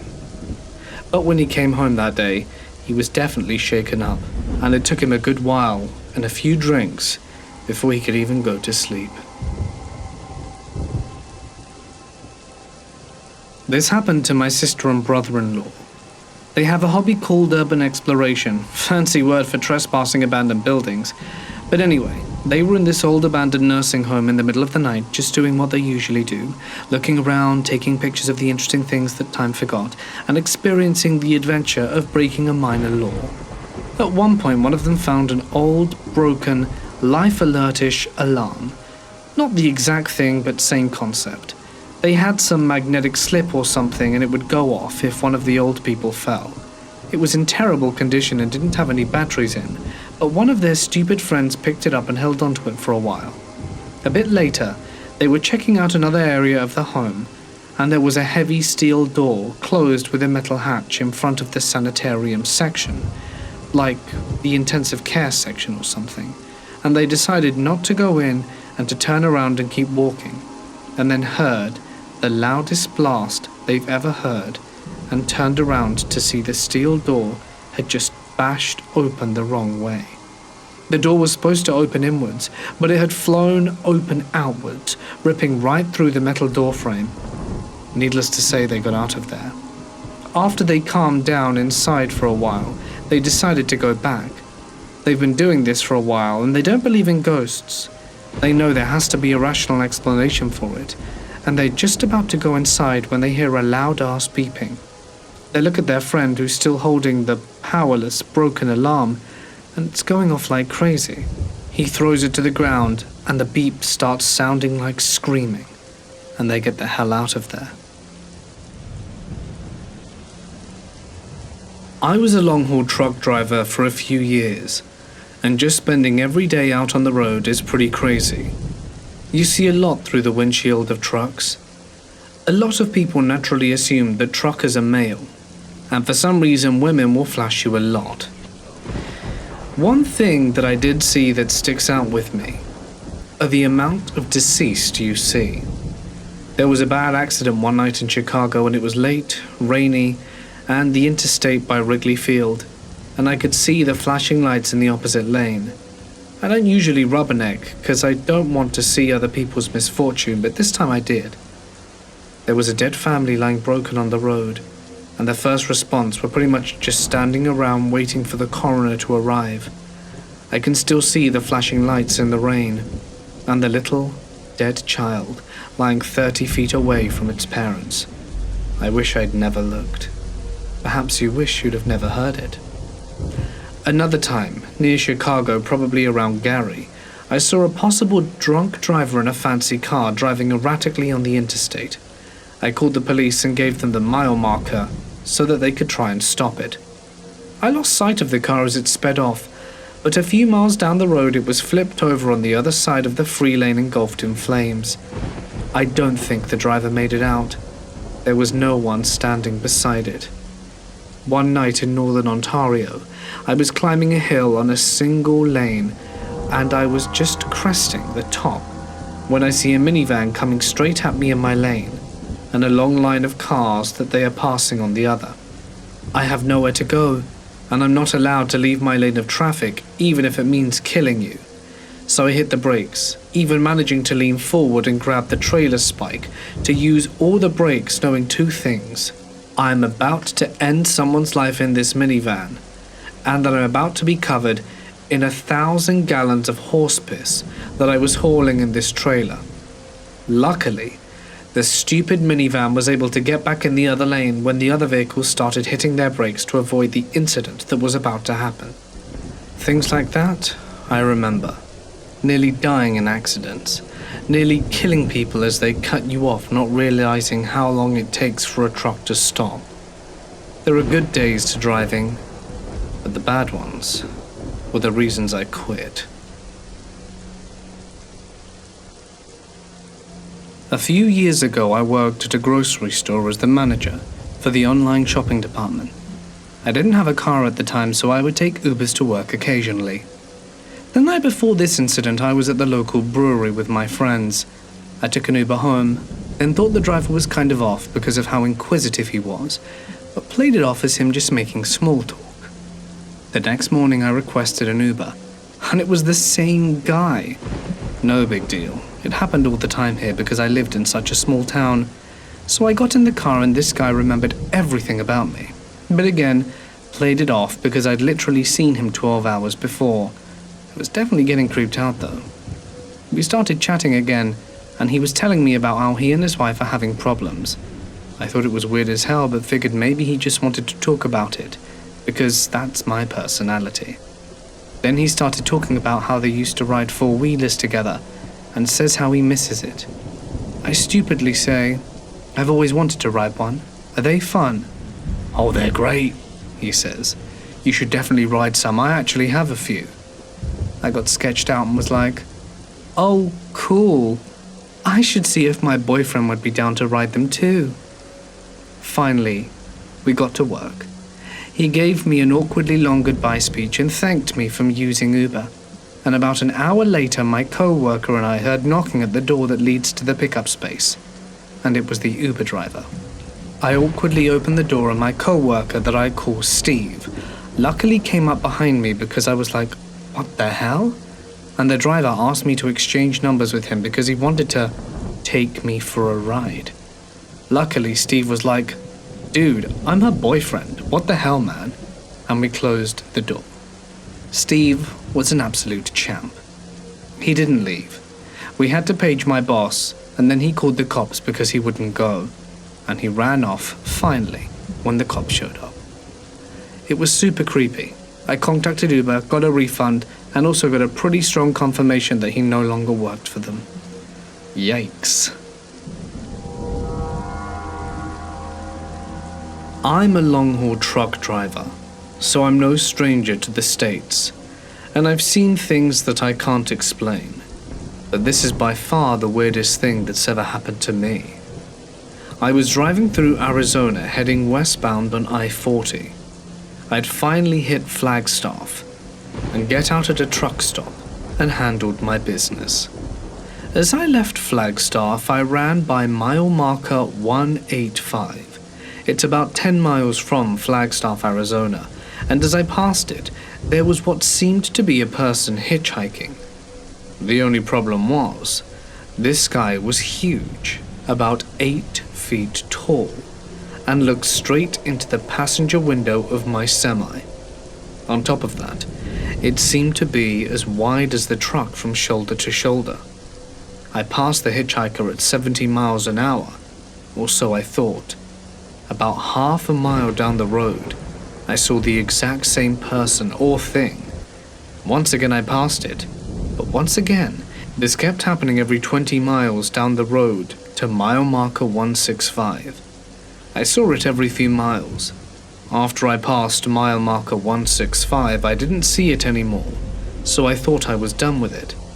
But I was dead wrong. I got down to mile marker 145 and had to take a leak, so I pulled over to the side of the road to handle my business. I was about halfway done when I heard an ear-piercing scream mix between what sounded like a deer and a human. As soon as I heard it, I started looking around, and just outside the halo of my headlights, I saw it. I was never more confused and scared in my life. I tried to figure out what it was when I heard something fly through the air. Suddenly, I heard a thump, and sitting 3 feet away from me was a huge rock, roughly the size of a small basketball. It had to have weighed at least 80 pounds, and it landed a mere 3 feet away. I wasted no time trying to hop back into the truck and get away from whatever that thing was. As I passed it, it just stared me down, and I never saw it again. Can someone, please, tell me what I saw? When my class was between the ages of 13 and 14 in June 2018, we were offered the chance to go on an English grade field trip to Washington, D.C. with a handful of other schools. It cost around $1,000 per student, but we were all hyped to get the chance to go. I had 2 very close friends, Haley and Kay. Kay was relatively new to our school and had only gone here for a few years at most, but we were all pretty close already, so we all hurried to sign up together for a room and got accepted. So the day of the trip finally comes around, and it's a 16-hour bus ride. I sit next to Haley in the back, and Kay is on a different bus. When we finally get to the hotel we'll be staying at, it's around midday. The next day, we're all sore. Haley and I get off the bus, grab our key card, and look for Kay. Kay has her nose to her phone and is texting someone, ignoring the rest of the world. I'm pretty loud, so I shout her name and she finally looks up and smiles at us, wagging her phone in the air. We all get into the elevators together and go up to our room. And we start to get settled in as Kay explains who she was texting. Apparently there was a really cute guy on the trip who I used to be friends with before I moved into this school, she said, and he wants to meet up again, and he invited me to his room. Now, Haley and I looked at each other because as much as we love Kay, she had a knack for messing around with lots of different boys. But she kept begging and pleading as we were still excited to be so far from home acting like adults, and we agreed to go to his room. So the three of us head up a floor towards his room and start walking the long hallway to reach his door. As the three of us stand in front of it, we're all whispering to each other like, "Knock, no you knock." Finally I knock, and it opens. First knock. First red flag. The guy that Kay was so desperate to meet opens his door shirtless and steps back and motions for us to follow him in. Glaring at Haley and I, but I could be mistaken. Haley looks at Kay and shakes her head, walking away. I go to follow Haley, telling Kay good luck, but she grabs my arm and begs me not to leave her. I was a pretty shy kid and not used to shirtless attractive boys, but I sigh and tell her I'll stay. She pokes me and tells me to go in, and we go back and forth again until I finally walk in. I sit down on the floor in front of the shirtless guy's bed and look up to what they're watching on TV, which was SpongeBob. There's another guy in the room on the other bed. He's not important though. Kay nervously walks in behind me and sits next to me on the floor, and it's about 5 awkward minutes of no one talking as we watch SpongeBob. Suddenly the shirtless guy on the bed reaches down and grabs Kay, pulling her up to the bed towards him and tickling her. She screams and tries to play it off as laughter, but I rock it off the floor and turn to leave. I'm almost out of her reach when she grabs my arm very lightly and digs her nails in. I'll never forget the look in her eye as she just said, "Don't leave me." But like the coward I am, I yanked her arm out and apologized. The creepy dude had his face by her neck, and his hands are on her upper sides as he smiles up at me, and I hear him tell Kay, "Let her leave." I run out the room and go down the hall trying to call Haley and get her to come up so we can go in together and get Kay out. I'm shaking as I go down the elevator to the ground floor to check her at the Starbucks, then go upstairs and check our room. I'm on the verge of tears as I leave our room and go check the ground floor again when I see her come out the stairwell with a cup of some Starbucks drink in her hand, and she starts to call me. I shout out her name and she looks up at me and sees me. I must have looked a bit crazy because she rushes over and asks what's wrong. I explain everything to her as we head towards the elevator to grab Kay. When I finish, she angrily asks me why I left her alone with that guy, and tell her I needed help. I was too afraid to say anything, and we run down the hall to the creep's room, and Haley bangs on the door. We pass the 2 other boys that we ran down in the hallway, and the boys stop beside us and ask why we're knocking on their door. We explain that we left our friend inside and we were there to get her back. When those guys light up and say, "There's a girl in there?" Like a couple of idiots, and then the creepy boy opens the door up with a shirt on, and the boys run past him to look around their room. The creep looks at them. We stare at him as the other kids stare at us. And then they go, "There's no girl in here."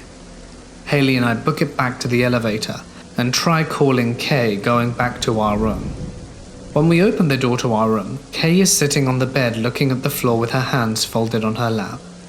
Haley and I hug her and ask if she's alright, and she nods and tells us she left shortly after.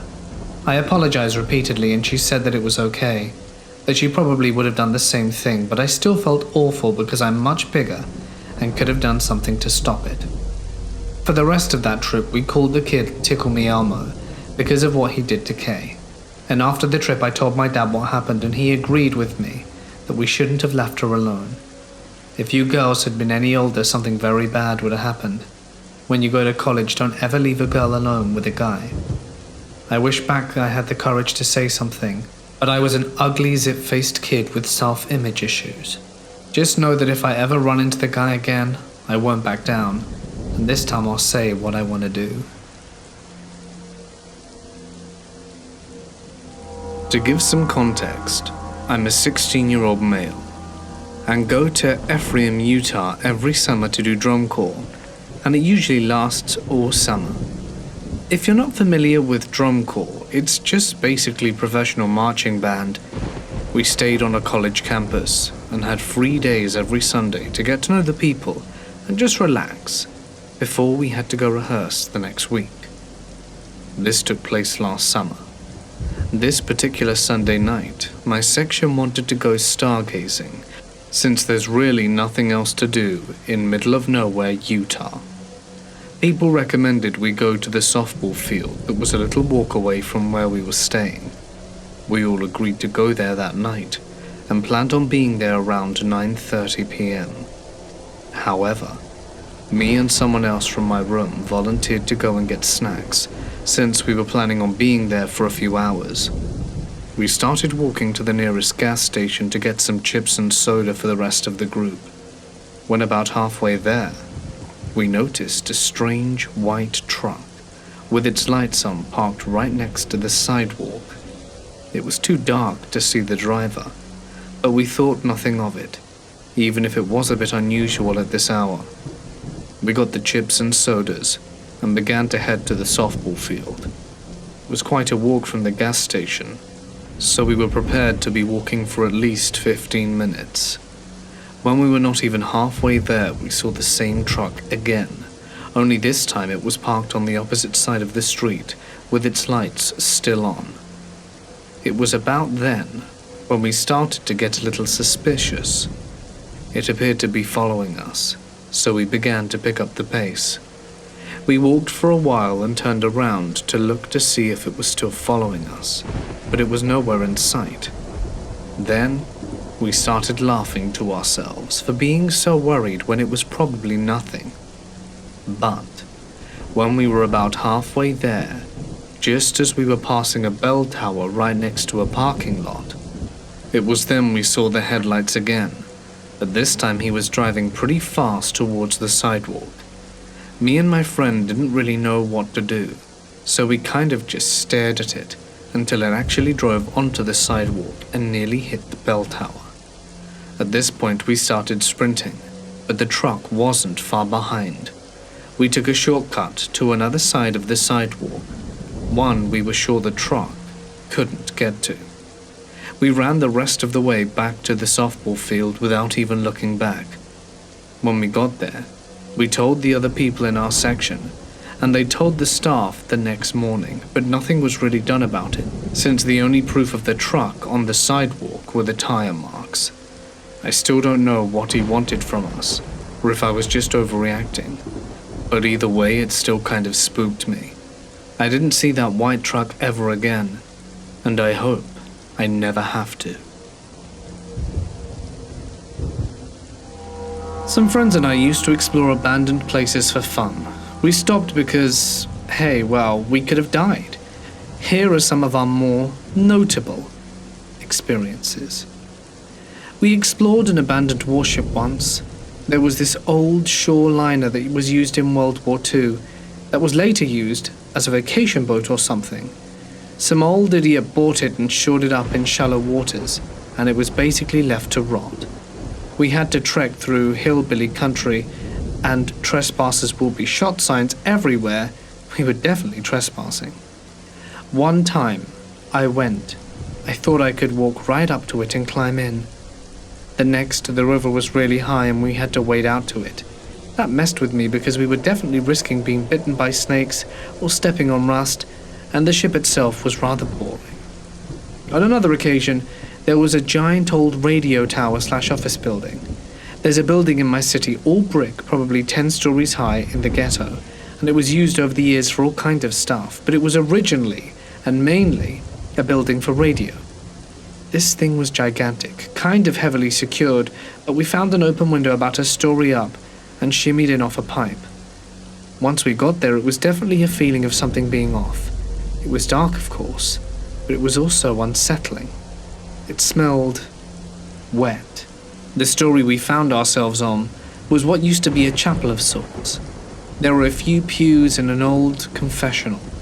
Church stuff is scary as hell to find in a dark place with a cell phone flashlight, and we continued to look around, and we climbed some stairs into the next story, and were relieved when there was more light. But something was really wrong. It was very clean for an abandoned complex, like no rubble on the floor, no garbage. Weird. And then we kept looking around, when all of a sudden, an alarm sounded extremely loud. Right when one of us saw a bobcat, the machine, not the animal, and the alarm went off.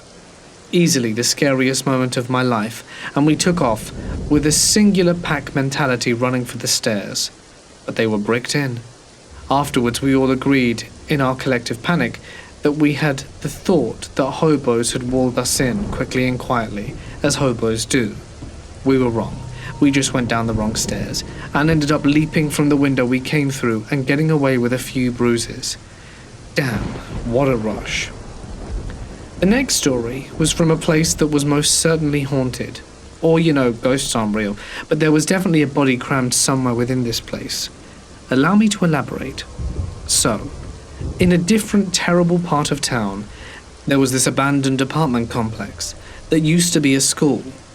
Brick with wrought iron interior gates, wrought iron on the windows, etc. This place used to be a pretty secure building. Did I mention it was huge? Anyway, we shimmy into another window. A woman screams that she was going to call the cops from her double wide right beside this place. So that set the scene to be a little nervous. We get in and instantly I'm like, what is this feeling? Dust was everywhere, odds and ends from everyday life. It was like we entered into someone's old apartment. We carry on. The atmosphere wasn't comforting, but I ignored it. Like I said before, the hallways/stairwells have these massive wrought iron gates and tile floors. Nice plaster molding, hardwood pillars. I doubt it was very hoity-toity. But I'm also surprised these nice, older world details survived from the crackhead looters in the area. The hallways were very vast, and we all find gunshot holes here and there.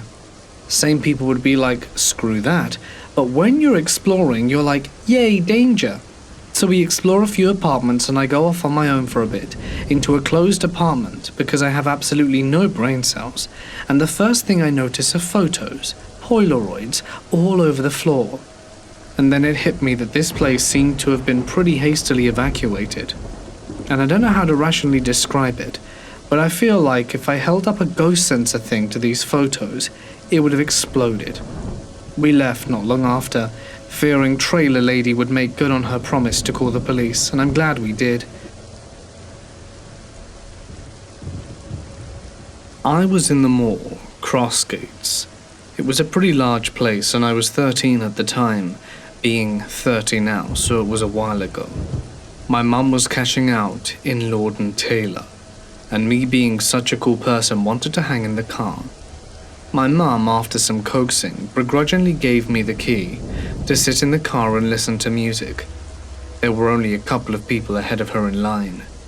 It was early evening, and the sunlight was still creeping between the clouds, and the sky was warm.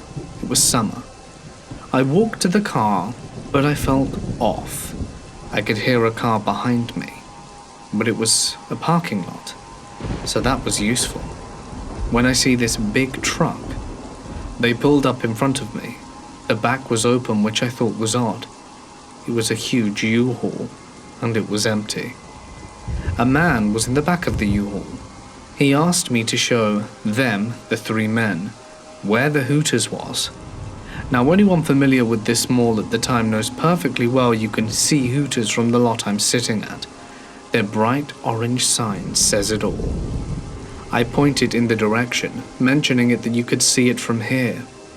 He asked me to get in the truck, the big, empty hole in the back, so that I could show them where it was. I was kind of stuck. You see, there were three of them. Why the hell would I get in the back of a box truck? You couldn't even see the driver. I was speechless. All my fears rushed back to me from my childhood.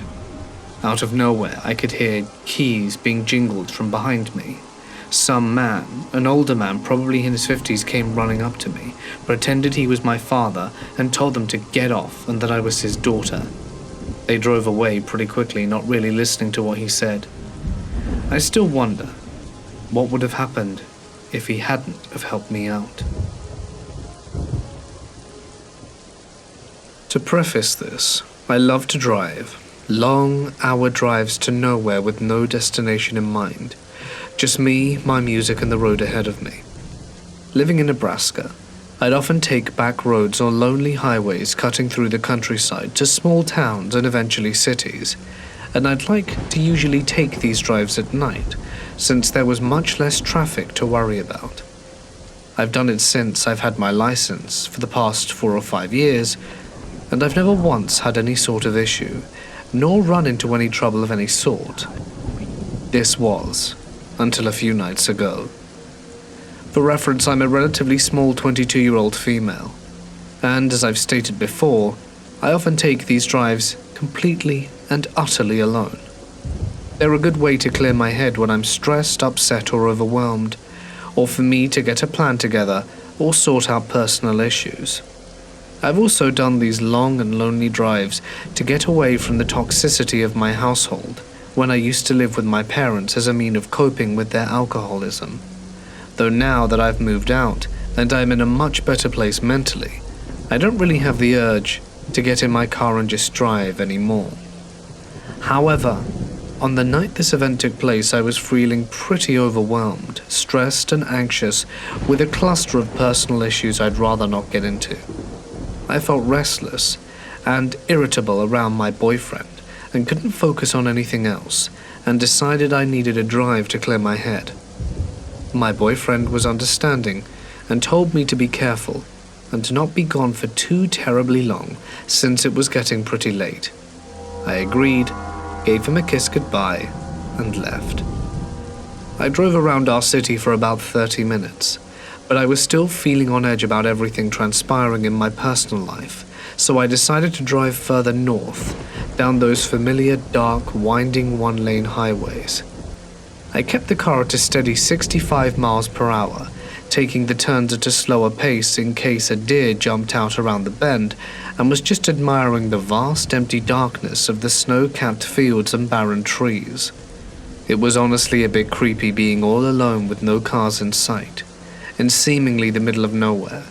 The few houses I'd seen were now miles back, the road lightless, and the dead cornfields withered away and were covered in snow. It was like something out of a horror movie, and I half expected to see a ghost pop up my rearview mirror or see someone clamber out from the patches of trees dotting the horizon. The only light came from my headlight, and even then, I still strained to see through the inky darkness of the night. By now it was just after 11, and I told myself that once I made the familiar roundabout that would either take you to a small town or back towards the city, I would head back towards the city and home.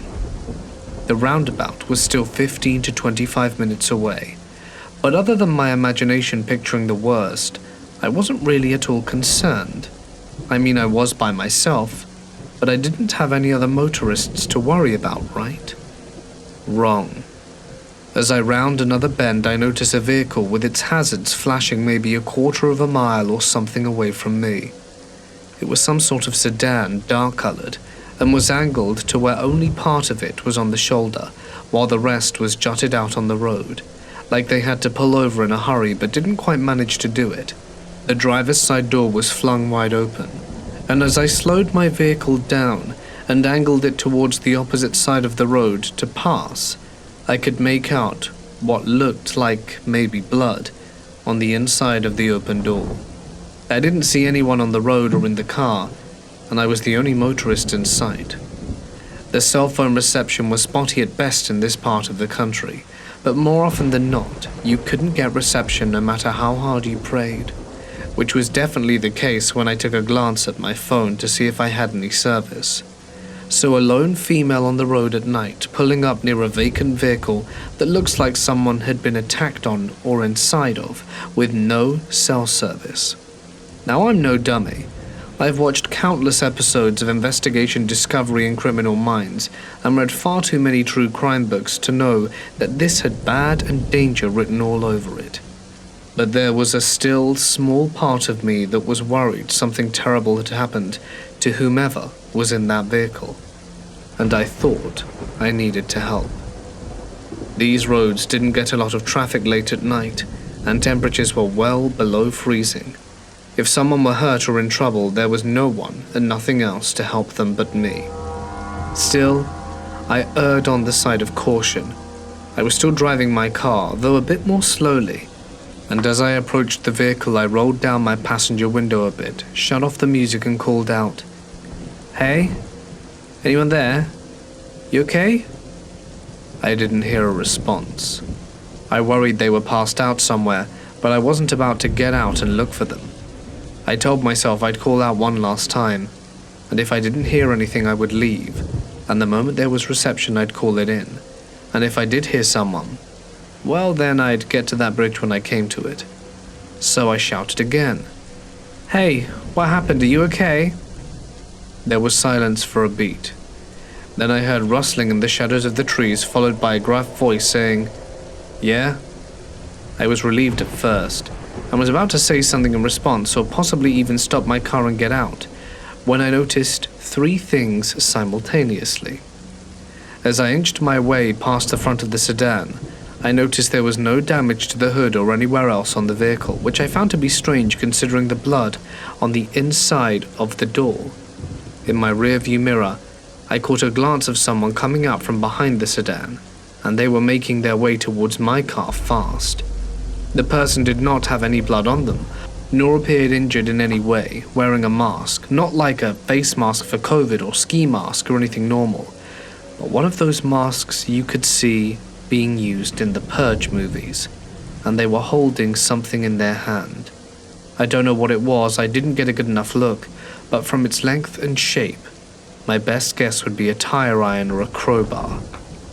I don't even need to say that I slammed on the gas at that very moment and drove like a bat out of hell, my heart thundering in my chest and my entire body shaking.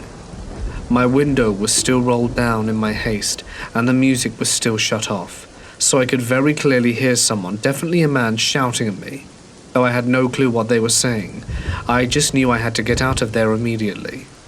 I stole one last look in my rearview mirror as I drove away, mostly to see if they were getting in their sedan to follow chase or if they had stopped.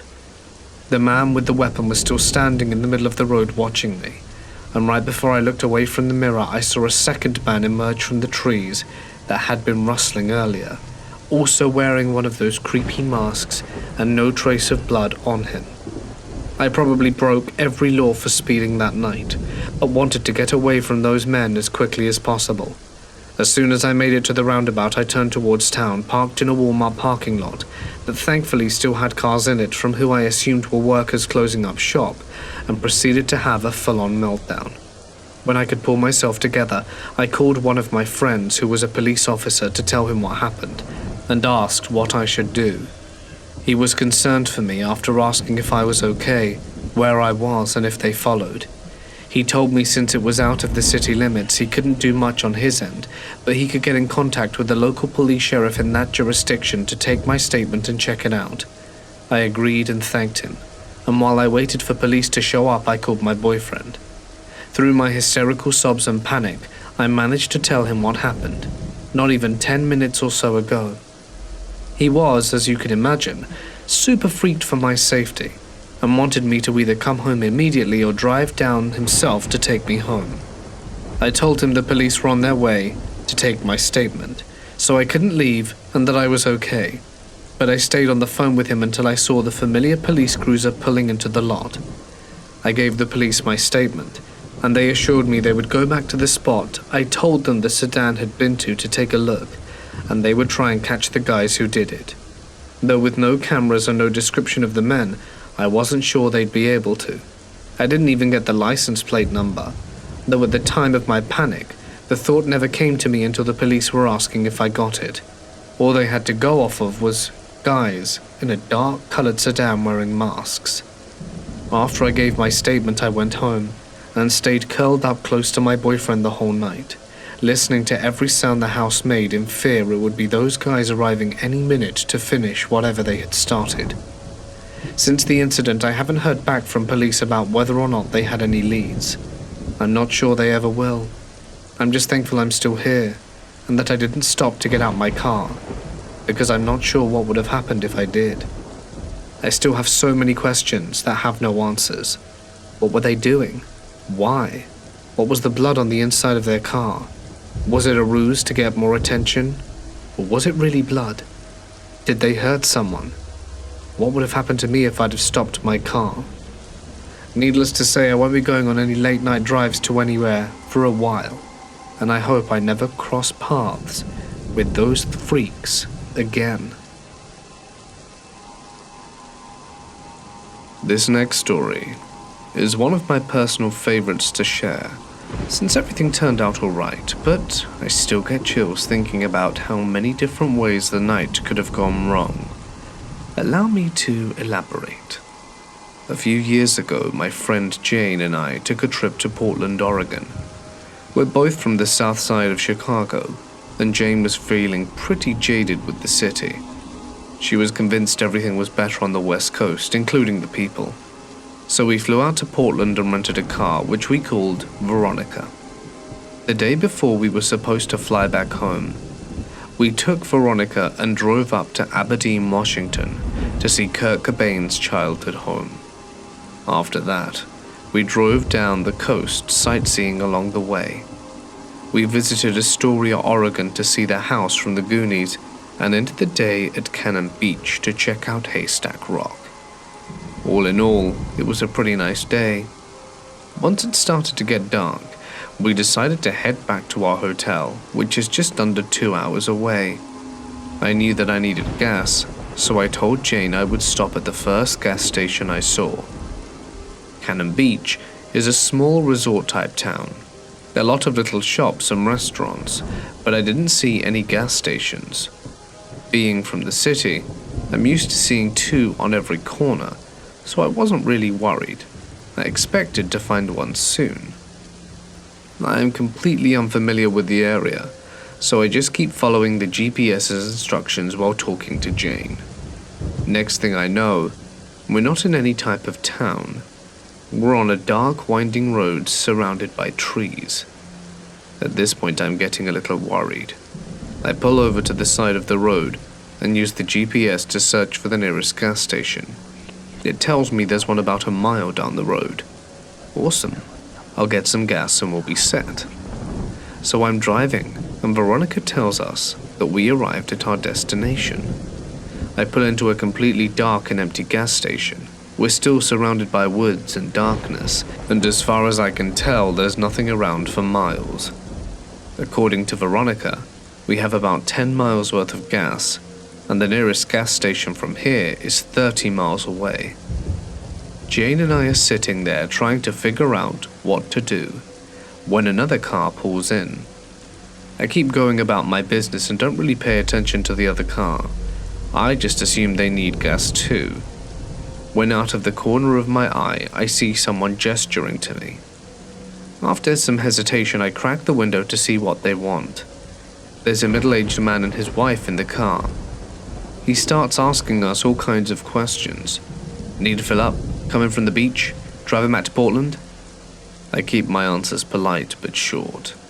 Then he tells me he actually owns the gas station we were at, but that it doesn't make enough money to keep it open that late. He tells us he knows of a Chevron about 3 miles away and gives us directions for it. He gave us his number and says to give him a call in case we don't make it to Chevron. His name was apparently Sam the mechanic, and wanted to know if we needed him to rescue us. We thanked him profusely and headed out. Jane is going on about how nice it was, and that would never happen in Chicago. I agreed, it was very nice, and says, "A lot of weirdos out here tonight." Jane and I look at each other and let out a small laugh. Ha, told you. I turn back to the kid and ask him what he means. He tells me this story how his brother owes some drug dealer a ton of money and how he's hiding somewhere nearby. He's planning on kicking the crap out of him once he gets off his shift. I can tell Jane is getting uncomfortable with the building weirdness of the night, so I give the kid a decent tip, wish him luck, and start driving again. At one point during our conversation, Jane calls Sam the mechanic man and leaves him a voicemail. She tells him we made it to the gas station and how much we appreciate his help. I thought the call was unnecessary, but it is what it is. A few minutes later, we're on the highway, and about 10 minutes from our hotel, Jane's phone rings. It's Sam. Again, she thanks him profusely. He asks her where from and when we're flying home. He tells her his name is Sam Glasty, and he wrote a book called Wrongly Accused, and that we should read it while on our plane ride home. This piqued my interest. Jane, you have to look the book up to see what it's about. She Googles it, and then she makes a face that looks like she's about to puke. What is it? He was accused of being the Green River Killer. Immediately, she starts freaking out, because he now has her number. Back at the hotel, we do more digging. Apparently, a victim of the Green River serial killer picked Sam out of a lineup. However, the real killer was caught and convicted based on DNA evidence. But around the same time in the 70s, Sam was convicted and served time for abducting and assaulting a young woman in the area we were in. The book he wrote was all about that. We ended up stuck in Portland for 2 more days due to a snowstorm in Chicago. It was a weird, tension-filled 2 days. Considering the circumstances and weirdness of the night, things could have gone horribly wrong. I'm glad all I got out of that night was a story of a near miss. This story took place in the 70s. My father's friend is a forest ranger who also happens to be a competitive pistol shooter, like who can hit the most targets the fastest sort of thing. He is driving with his wife, playing car poker with a local car club. Basically, the group comes up with objectives, generally places to drive to, and you're awarded a card for accomplishing them. The goal, of course, is to get the best hand. All of these objectives are completed over the weekend, and all done individually. That is, the drivers go their own way. This is not a caravan. So he and his wife were driving their convertible, I think it's a Triumph, along the back roads of western Washington near Concrete. They come around a bend in the road, and a large pickup dragging a good-sized log comes tearing out perpendicular to the road, so that the log is now blocking their path. Putting the car in reverse and looking behind them, the husband sees another truck do the same thing, effectively boxing him and his wife in. Each pickup bed is occupied by 3 or 4 rednecks, one of whom has a shotgun. One of the rednecks, clearly the leader, jumps down from the bed and walks over to the car. It being a nice day, the windows are already down. The redneck leader leans into the car and leers at the man's wife.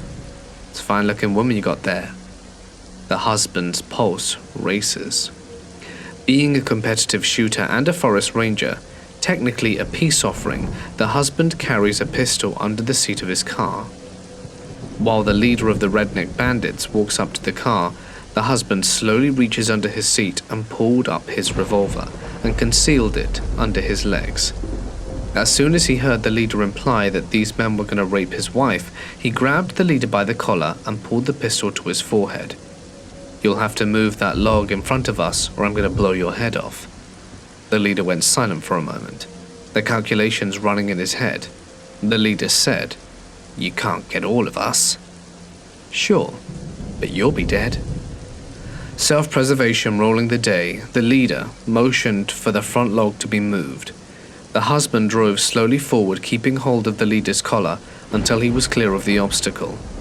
He made it past and got the hell out of there.